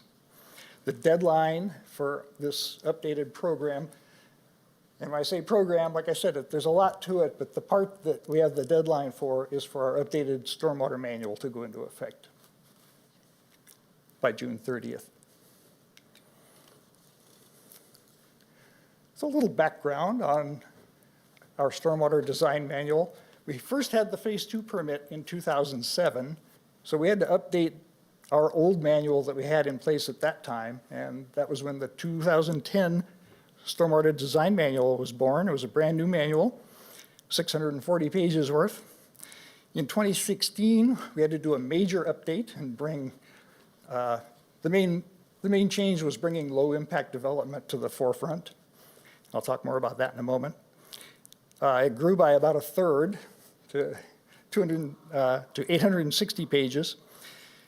This update, I'm calling it a moderate update. It's really relatively minor in a regulatory sense, but there are little updates and corrections and revisions all through it. So it's a moderate update, and it's grown again. We're still under 1,000 pages, but it's getting close. This manual is very similar to our current 2016 manual, so it's going to be familiar to our current users, but has there's updated figures and references all through it. So the applicability, and this is part of Ordinance 1620, it's adoption of the manual, and it's also amending the Lacy Municipal Code Section 142702, which has the applicability dates. So this updated manual is required by the state to apply to all permit applications submitted either on or after July 1st of this year, or applications that were submitted prior to January 1st of 2017 that have not started construction yet by January 1st this year. So there's a 5-year window they give for development to get going. Or applications submitted prior to July 1st, 2022 that have not started construction by 5 years from now.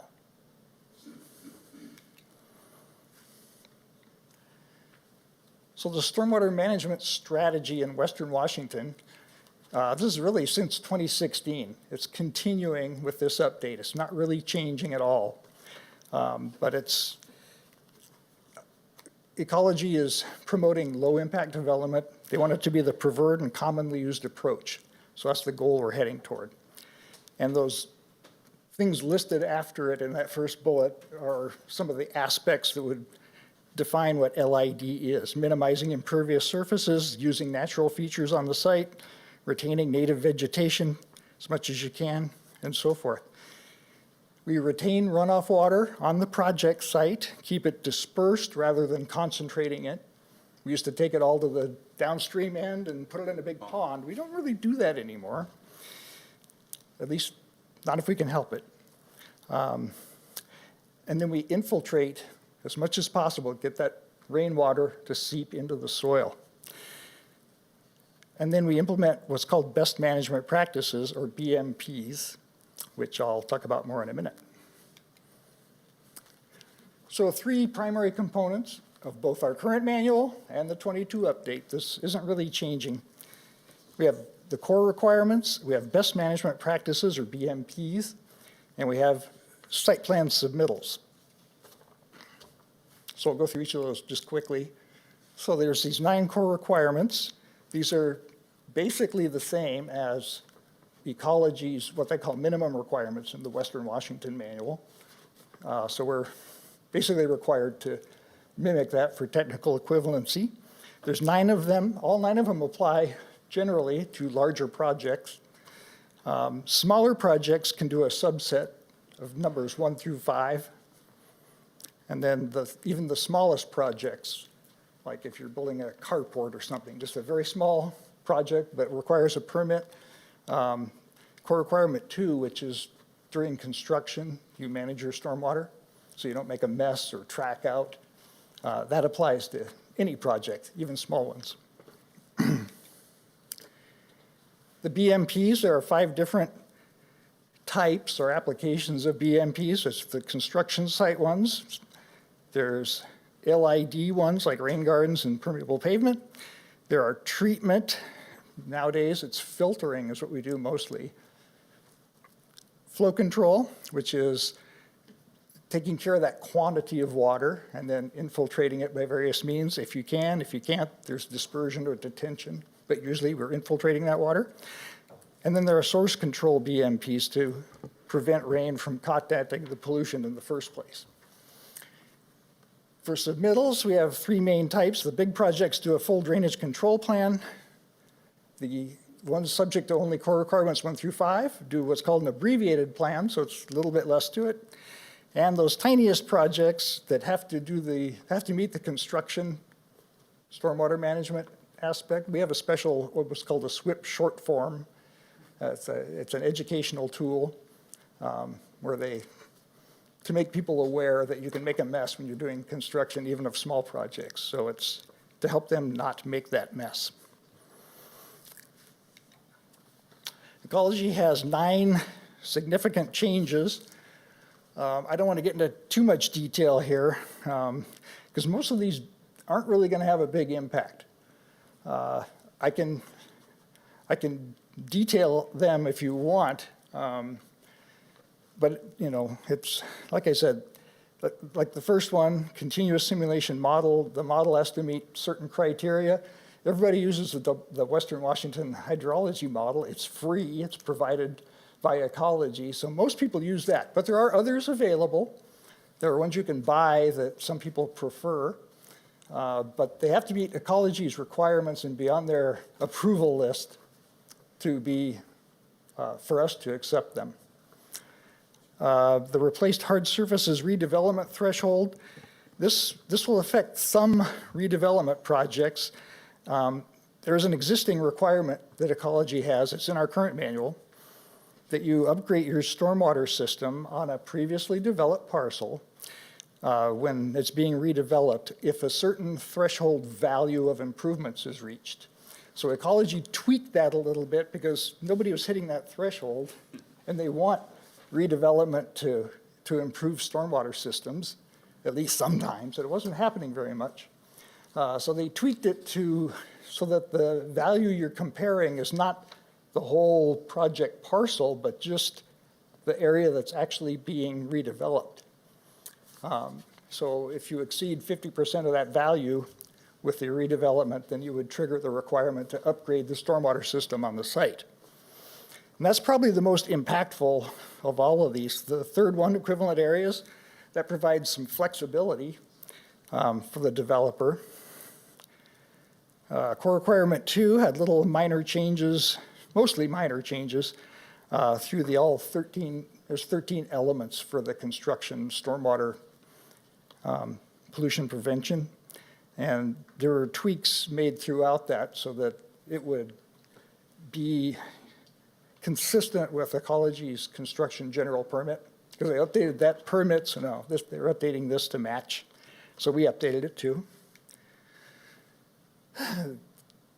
That top one, number 5, does not affect us because we already had that wording in our manual. Ecology's manual didn't have it worded clearly. When we updated our last manual in 2016, we corrected that. And so now they've corrected it, and so it's a required change, but we've already made the change, so we're good. Let's see, the flow control one is for discharges to marine waters. We have Puget Sound, but hardly any of Lacy discharges to Puget Sound, so that'll hardly come into play. The number 7 is concrete washout, which actually helps contractors. It clarifies that they can wash out their equipment into areas that are formed and waiting for concrete pour. So that's kind of a positive. Source control, Ecology added a whole bunch of source control Bmps that they just didn't have before for various types of activities, like fertilizer application or source control if you're running a nursery or a greenhouse, or construction demolition, and about, I don't know, a dozen or 2 dozen more like things like that. Those apply to a developed site, and it depends on the activity at that site, what the land use is. If you're storing pollutants, then the ones that apply to storing pollutants would come into play. If you think you're going to wash vehicles on your site, then the ones that pertain to washing vehicles come into play. So that's what source control is. It's preventing pollution at the source where the rain falls. And then the last one there is wetland protection. They've updated their monitoring and modeling guidance for wetlands. So that'll affect sites that have wetlands.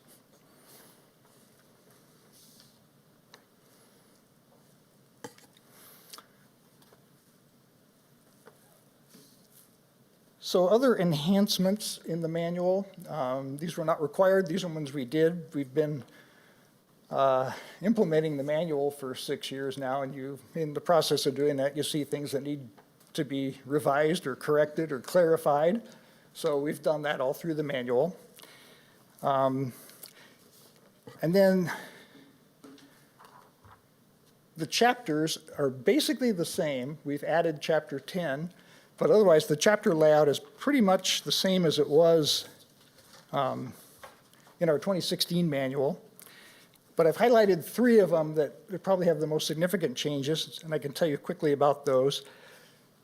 So the first one is Chapter 3, Stormwater Submittals. This is where your abbreviated and full drainage control plans come in. The drainage report is part of the overall package that we get. And the section of Chapter 3 that describes the contents needed in a drainage report has been revised. It's been put into a kind of an outline form with subheadings so that it's much clearer.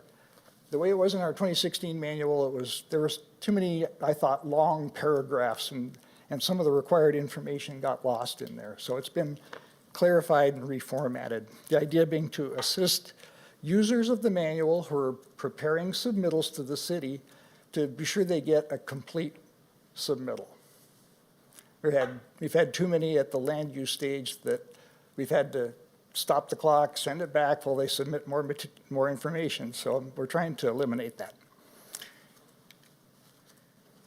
Chapter 7, flow control. We've added Ecology's UIC guidance. UIC is Ecology's underground injection control program. So that's for underground discharges of fluids. And some types of stormwater facilities are considered UICs, but the ones that are shallow near the surface are not the issue.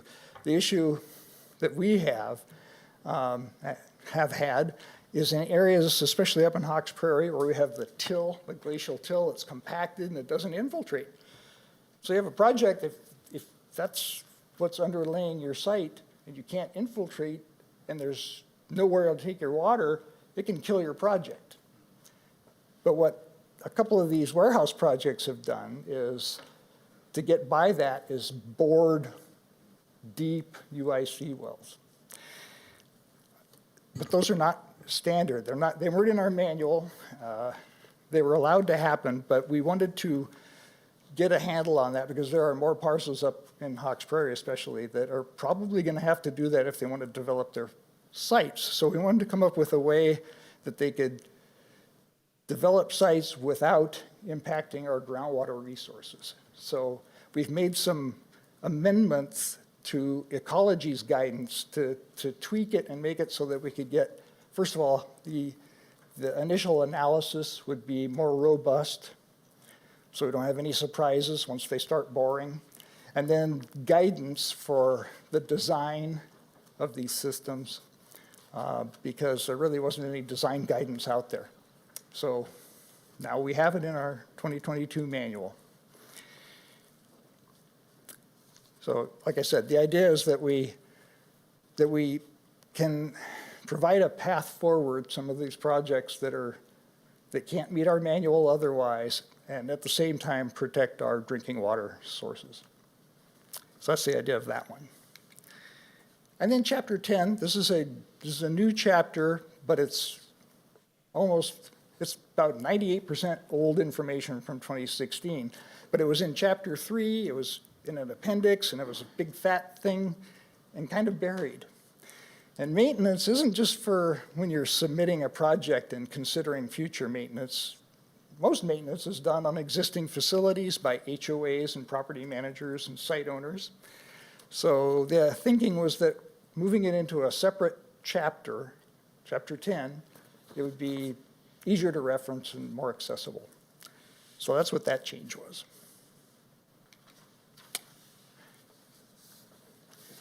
So that's all I have to say about that.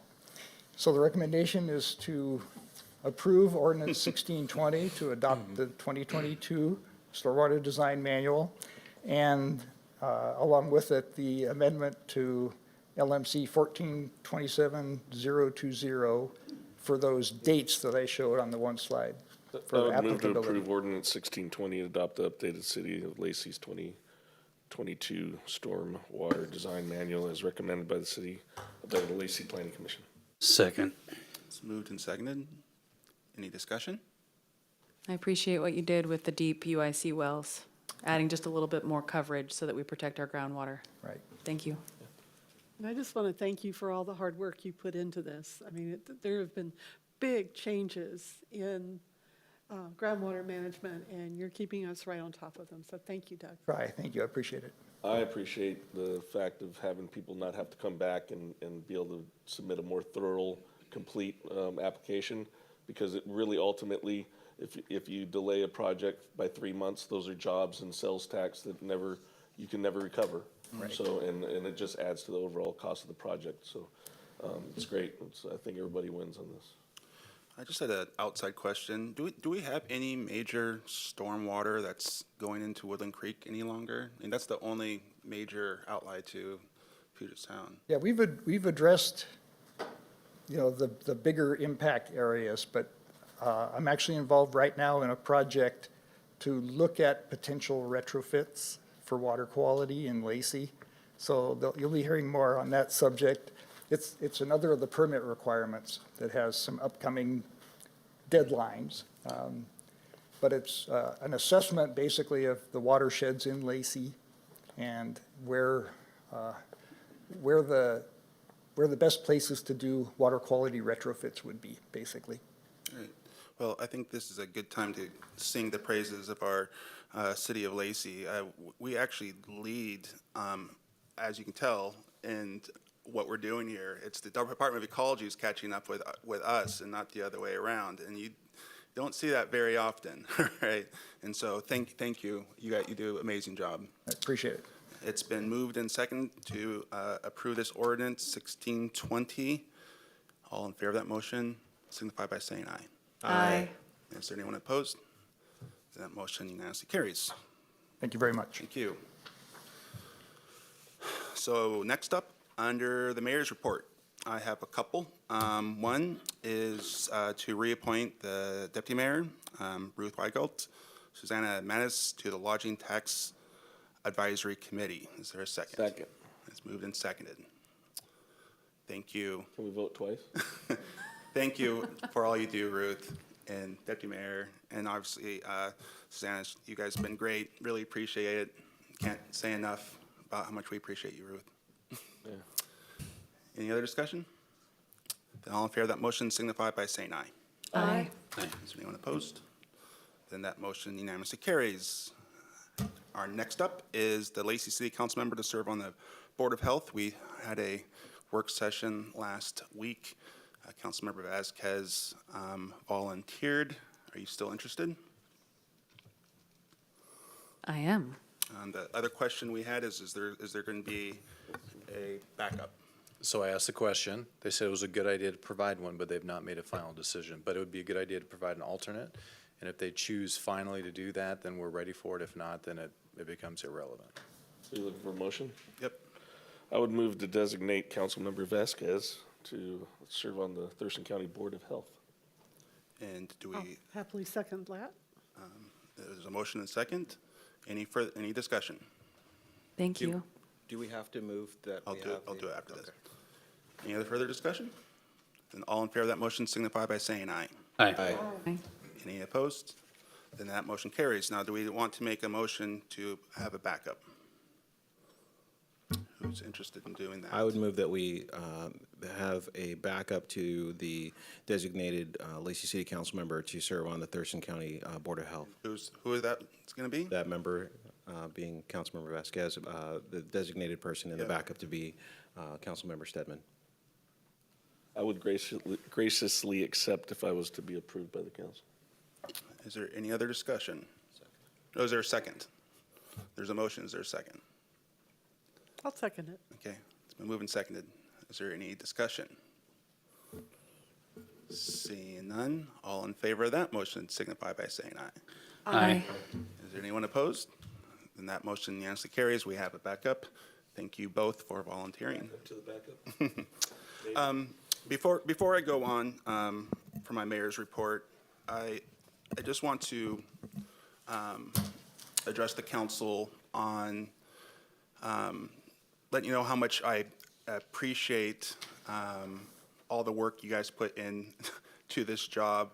We've just been through some very difficult discussions that we've had with the public, and a couple issues that I think we're going to continue to experience here in the city of Lacy. For at least myself, I've been born and raised here in Lacy. I've seen the growth that has happened.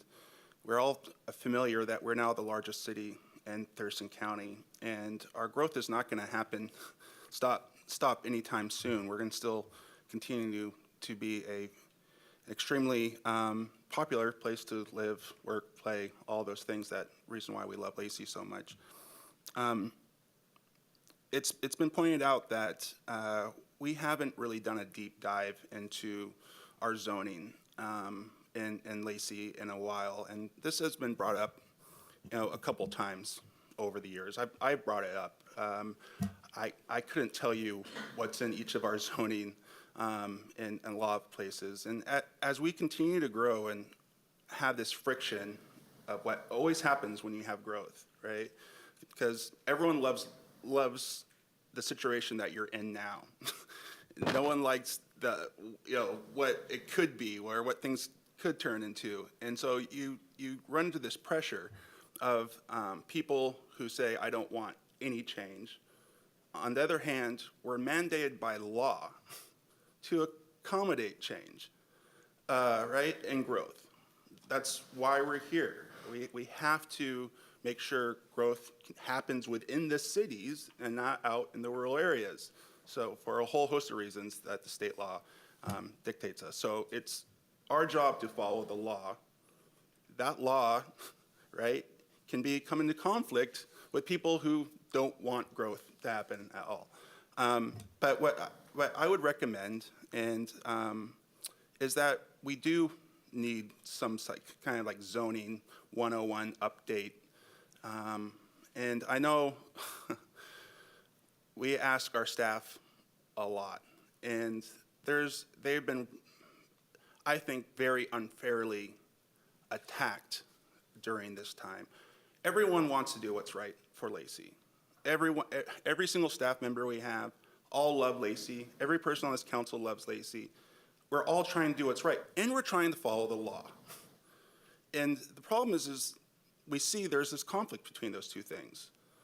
We have to follow the law. We can't just say, we're not, someone doesn't like something, we're gonna break the law and because they don't like it. I mean, we can't do that. But what we can do is have a better understanding of where our zoning's at now compared to where it was when it was originally passed by a council way before us, and see where maybe we need to update some things. And I think that's something we need to work on. I don't know what other conflicts are out there because I haven't done a deep dive. And so I do think our council needs to spend some time seeing where we're at, tweaking things where we need to tweak, and get some little input back from the community too. Because I also don't know what parts of our segment of our population may like or may not like. It's so difficult to figure out public sentiment. I mean, some public sentiment is like, I don't want any growth ever to happen ever again. Right? Well, we can't do that. That's against the law. But we can have an updated, kind of a look at where we were, where we're at now, and see if we can maybe tweak some things and make things a little more compatible. So I think it's long overdue. We've talked about it. I feel horrible about sort of asking Rick's staff to throw something else on the books, but I don't know how we're going to get through this growth period that we are and not have our council full of angry people if we can't at least have a little bit better idea of where some of those conflicts may be and make some recommendations. Because as it's been pointed out by our council, we can't change our zoning in the middle of a process. We can't do it unless you have a legal reason, and we see where we're at on that. It's very, very difficult if you don't like a business, you're just saying, I don't like this business, so I'm going to try to change my zoning to prevent it from happening. That's not how it works. What we can do is look at, are the current zoning compatible with our current growth patterns within the city, and maybe make some tweaks there. And I think we should do that as soon as we can. Are you? I'm not making a motion, I'm making a recommendation. I think, you want to address that, Rick? Yes, and that's, and thank you for all that. This is something that we always need to look at our community visioning, our comprehensive plan and policies, land use designations, and then ultimately implementation ordinances. And as we know, as you just said, it's very difficult because when we go out and do our engagement, our last big engagement was in Vision Lacy, 2015 big update to the comprehensive plan.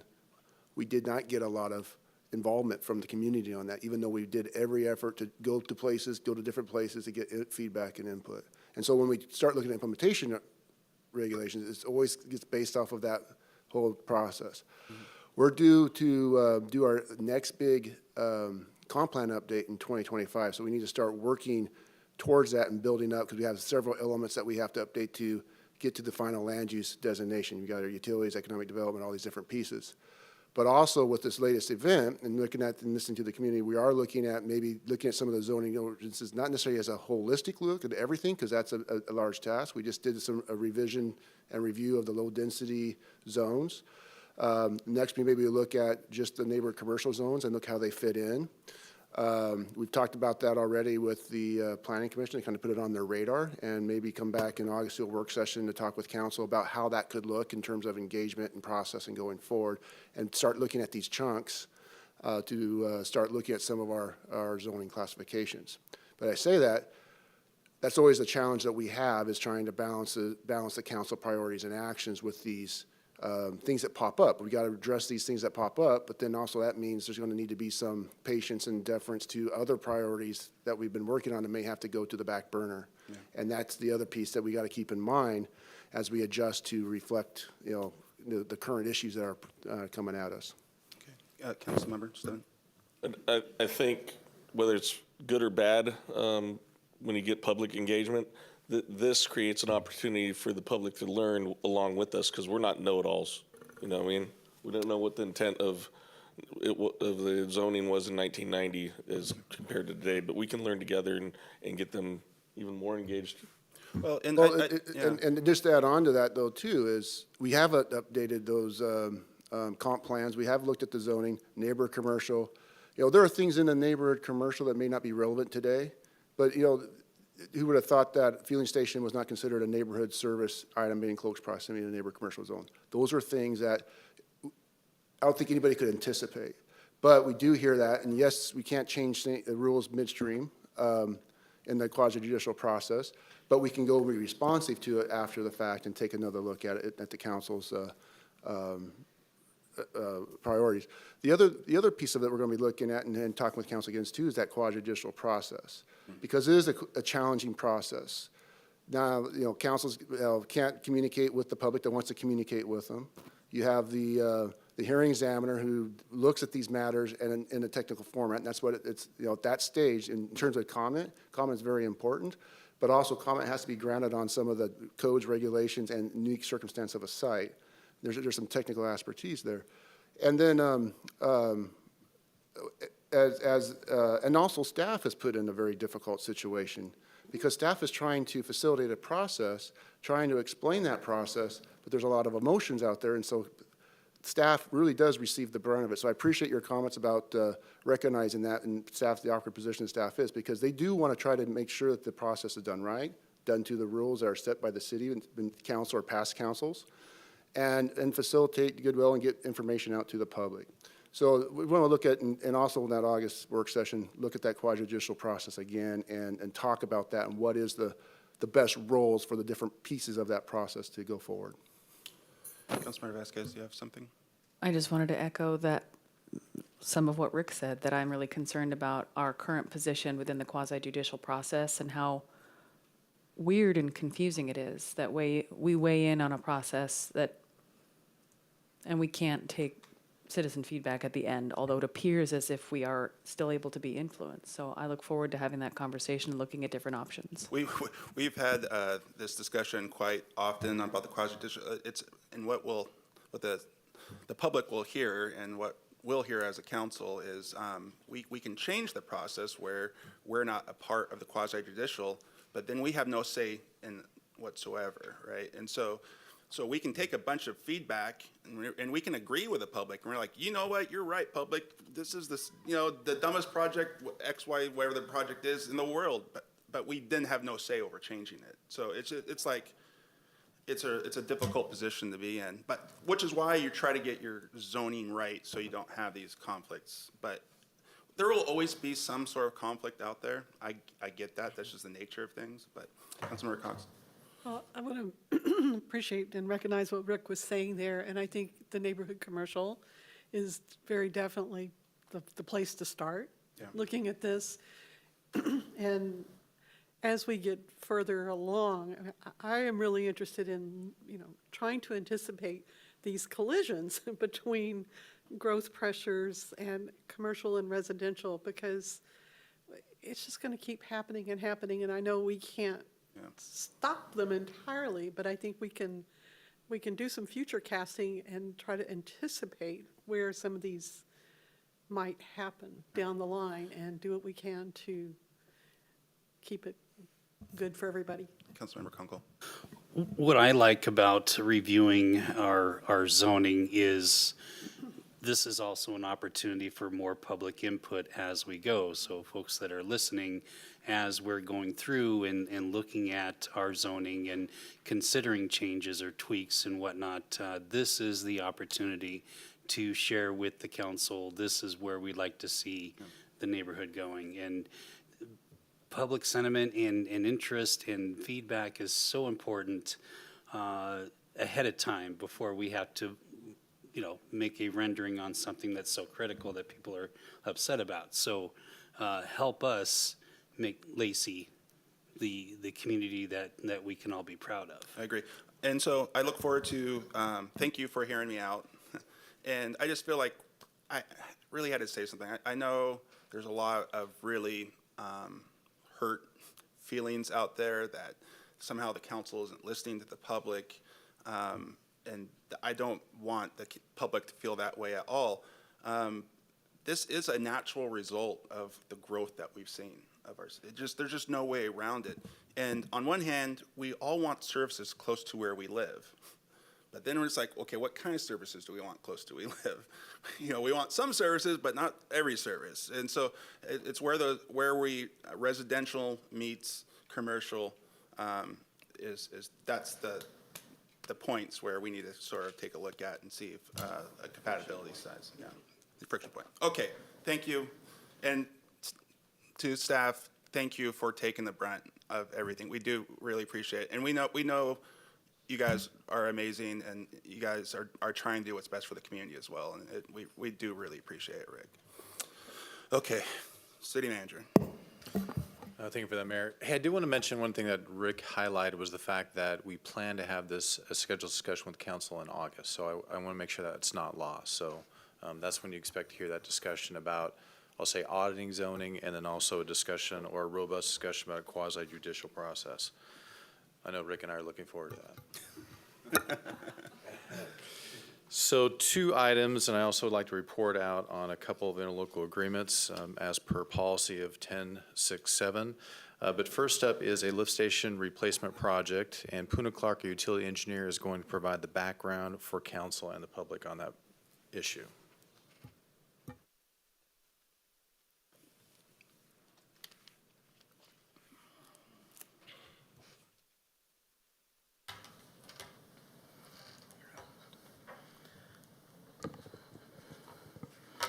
Good evening, everyone.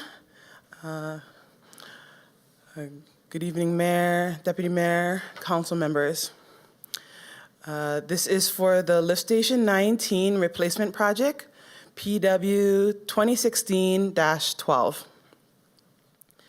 So the city staff recommends the award for this project to the low bidder Pacific Civil and Infrastructure with the low bid of $3,225,356.78.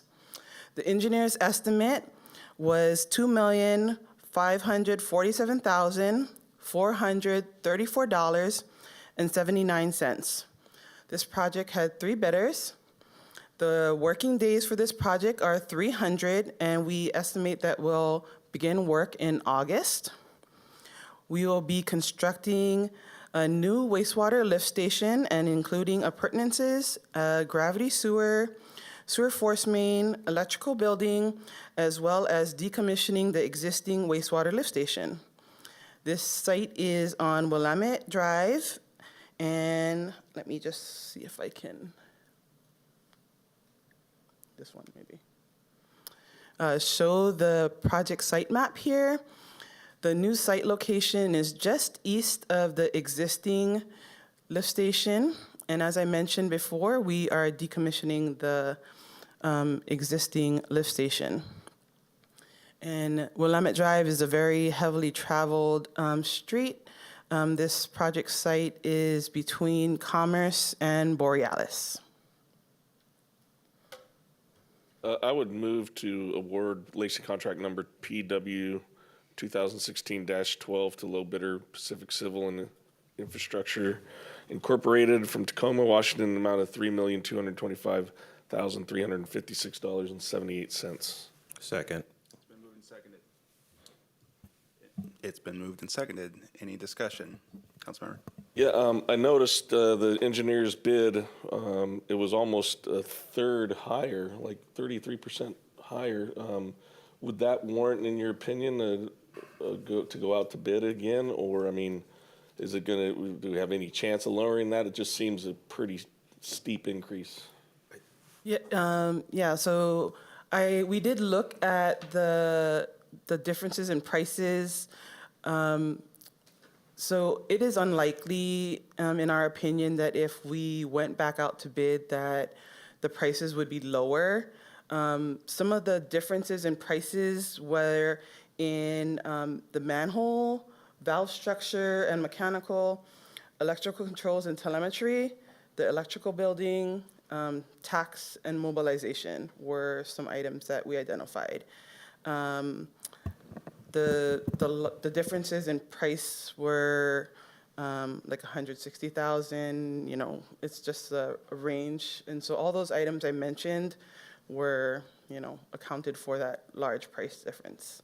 Are they gonna have a hard time getting all the materials they need for this? I mean, right, that's what's so difficult right now is anyone who's doing any project whatsoever, it's hard to get supplies, it's hard to get materials right now. Yeah, so some of the items we identified in our contract documents as long lead items. I do know that some of the long lead items do have a fairly substantial long lead item for material demand. Generators do have, you know, months, over 6 months, closer to 10 months. Control panels are fairly long, as well as, you know, manholes. So we do have some material weight for some of those items, but this project does have a long working day. Yeah, 300 days. Yeah. I guess. I'll add to maybe Councilmember Stebbins. I talked to the obviously Director of Public Works about this, and I think we're not confident by waiting we would get any better pricing given just what's going on currently in the economy, just to answer that question. Can we add that lead time for parts? Yeah. I guess another quick question is obviously we can see where it's at on the map, and it's a wooded area. How many of those trees are you expected to come down? So we talked to the arborist already. It is more than your 5 trees. I'm sorry. Yeah. And so we are taking down more than the 5 trees. Okay. Yes. But that's go through a regular process that we have to go through to do that, right? You're not, didn't just totally screw up our project. We would follow the same rules that we'd require of every private property owners. Okay. Right. Is there any other discussion? Well, I would just echo the mayor and encourage you to save every tree that you can on that site. Yeah. I mean, we want to be reasonable, but Yeah. I'd err on the side of saving if at all Right. possible. It's been moved and second to award the Lacy contract PW 2016-12. That means going back to 2016, we were first looking at this project, to the low bidder. All in favor of that motion signify by saying aye. Aye. Is there anyone opposed? Then that motion unanimously carries. Thank you. Thank you. So the next item before council is the Long Lake parcel acquisition. Dave Schneider, our city attorney, will provide the background on that. We're also going to ask Jen Burbage, our parks director, to provide a little bit of context with some site pictures to show council and the public what property we're discussing. Thank you, Mr. Mayor, Deputy Mayor, and council members. As the city knows, we have, as the city has an opportunity to acquire a piece of property on Long Lake. It is adjacent immediately south of our existing Long Lake Park. This has been a parcel, the address is 2802 Boat Launch Street Southeast. And Jen will go into the details of the parcel itself, but this has been part of the city's parks plan for several decades. And in fact, the owners, they've been owned by Mr. James and Miss Marcella Floyd for decades. I don't know when they purchased the property offhand, but they've owned it for a significant amount of time. And as early as 1983, the Floyds granted a right of first refusal to the city of Lacy to purchase that property in the event that they ever sold it. So Ms. Floyd recently passed, and her heirs have been determining what to do with the property, and they've alerted the city to the fact that they were going to sell it and that they were interested in selling it to the city of Lacy, which was great news. The parties, the city and the owners have reached an agreement. We've entered into a purchase and sale agreement for this parcel.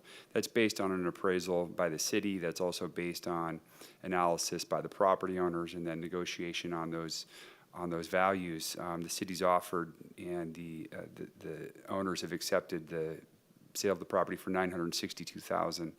Contingent on two things. One of the contingencies is what's common in any real estate acquisition, is just, a feasibility determination on the part of the city, on the part of the purchaser, to make sure that the property is going to be useful and beneficial to the city. And I'll let Jen certainly speak to the value to the Parks Department, but, we have had two sets of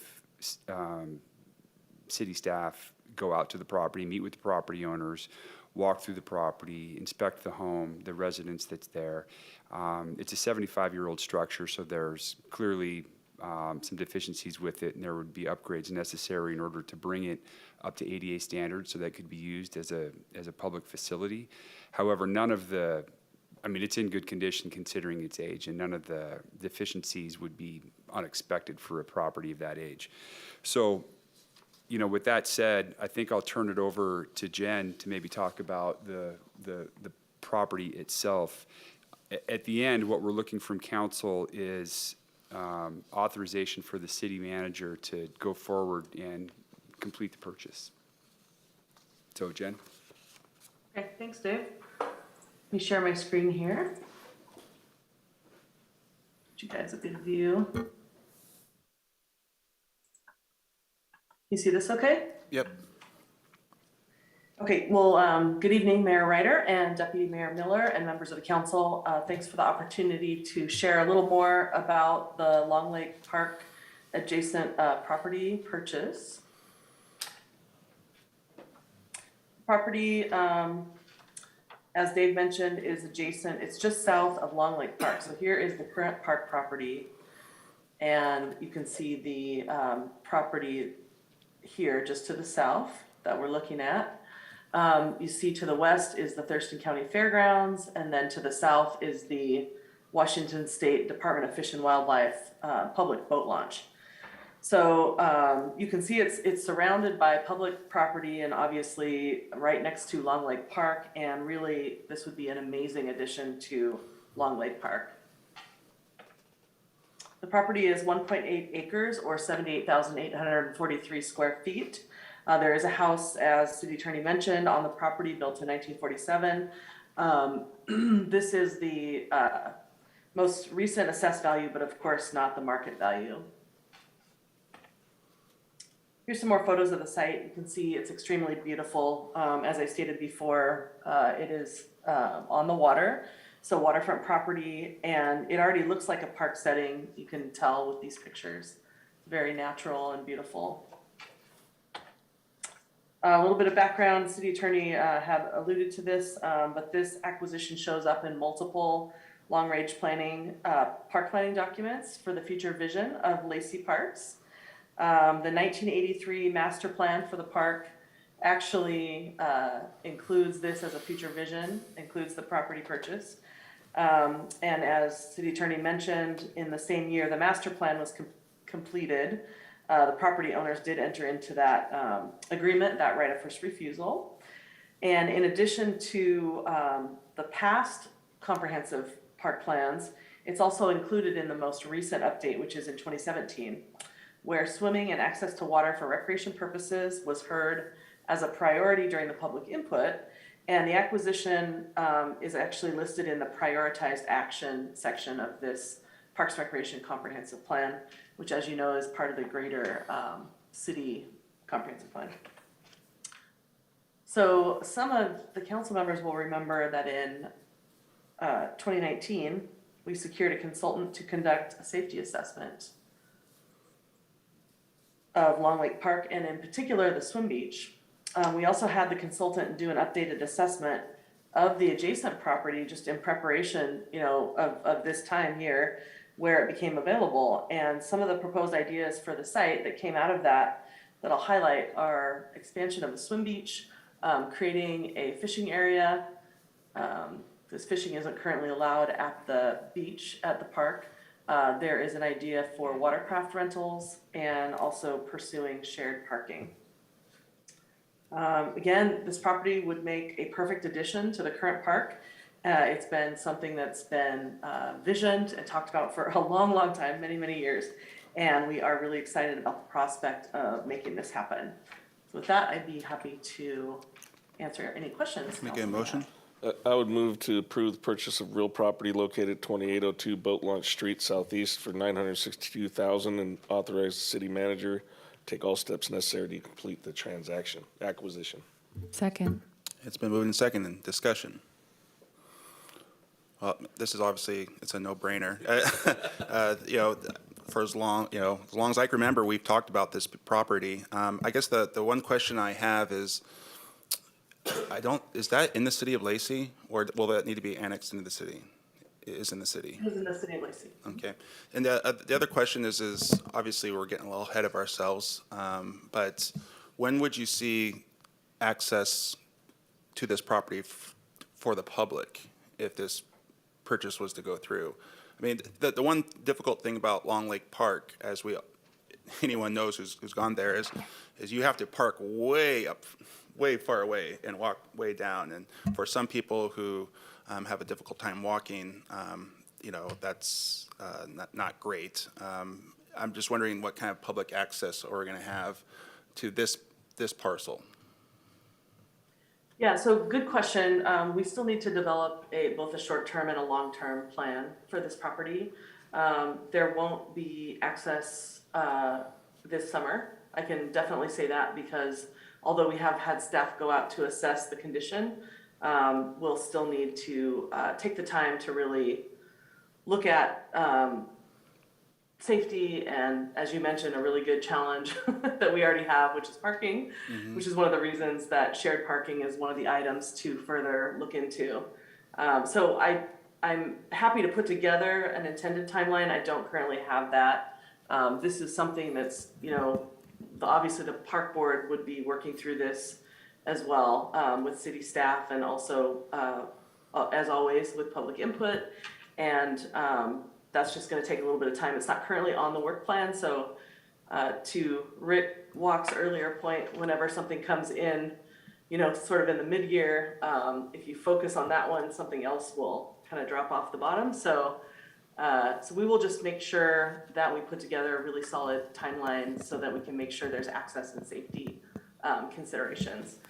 But again, it's a great addition for, the long-term vision of this park site. Is there any other discussion? Seeing none, it's been moved and seconded to approve this purchase of the real property located at 2002 Boat Launch Street Southeast. All in favor of that motion signify by saying aye. Aye. Anyone opposed? Then that motion unanimously carries. And we wish you luck and hopefully you get to it. I mean, I'm not sure if we're ever going to have a summer anyway, so it probably doesn't matter this year, but hopefully next year we'll get some public access there. City manager. So just final two items. So as per Resolution 1067, the interlocal agreement policy, I signed two agreements on behalf of the city. One was a master interlocal co-op purchasing agreement. This is with the National Intergovernmental Purchasing Alliance. This gives us an opportunity for broader access to goods and services that maybe other public agencies have agreed to, so we can actually get that low bid price. There is no end date on that, so that is one. The other one is an interlocal agreement between the City of Lacy and Washington State Department of Transportation. We agreed to essentially a 4-year term on this agreement. They would provide $300,000 of reimbursable expenses related to responding to individuals experiencing homeless within the state rights of way. So as you know, we have a very proactive approach to working with the homeless community within states right of way that happen to be bordering our city limits. The Community Resource Unit is a very active participant trying to connect individuals with key social services to get them out of homelessness. As part of that, though, there are sometimes people experiencing crisis from a mental health aspect. So we have the MOT team. That would also be a reimbursable expense. And then also there are times when camps are abandoned, they do leave debris and trash, and we have a rapid response team that also provides services that would also be reimbursable. So that is $300,000 that we can actually recoup some of the costs that we've been experiencing over the last couple of years. That is all. Thank you. Next up is standing general committees. The Finance and Economic Development Committee is up next.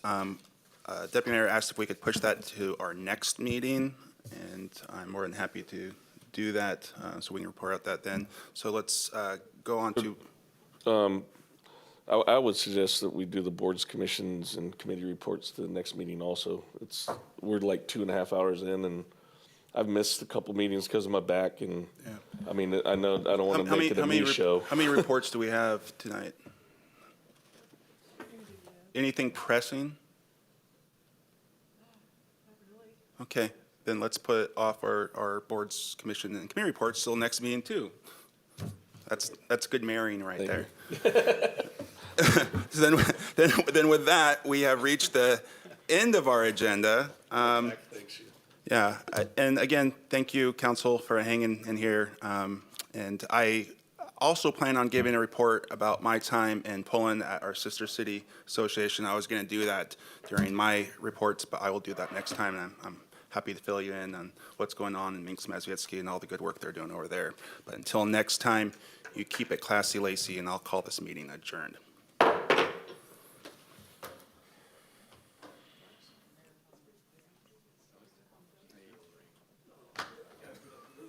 good. We're gonna make that.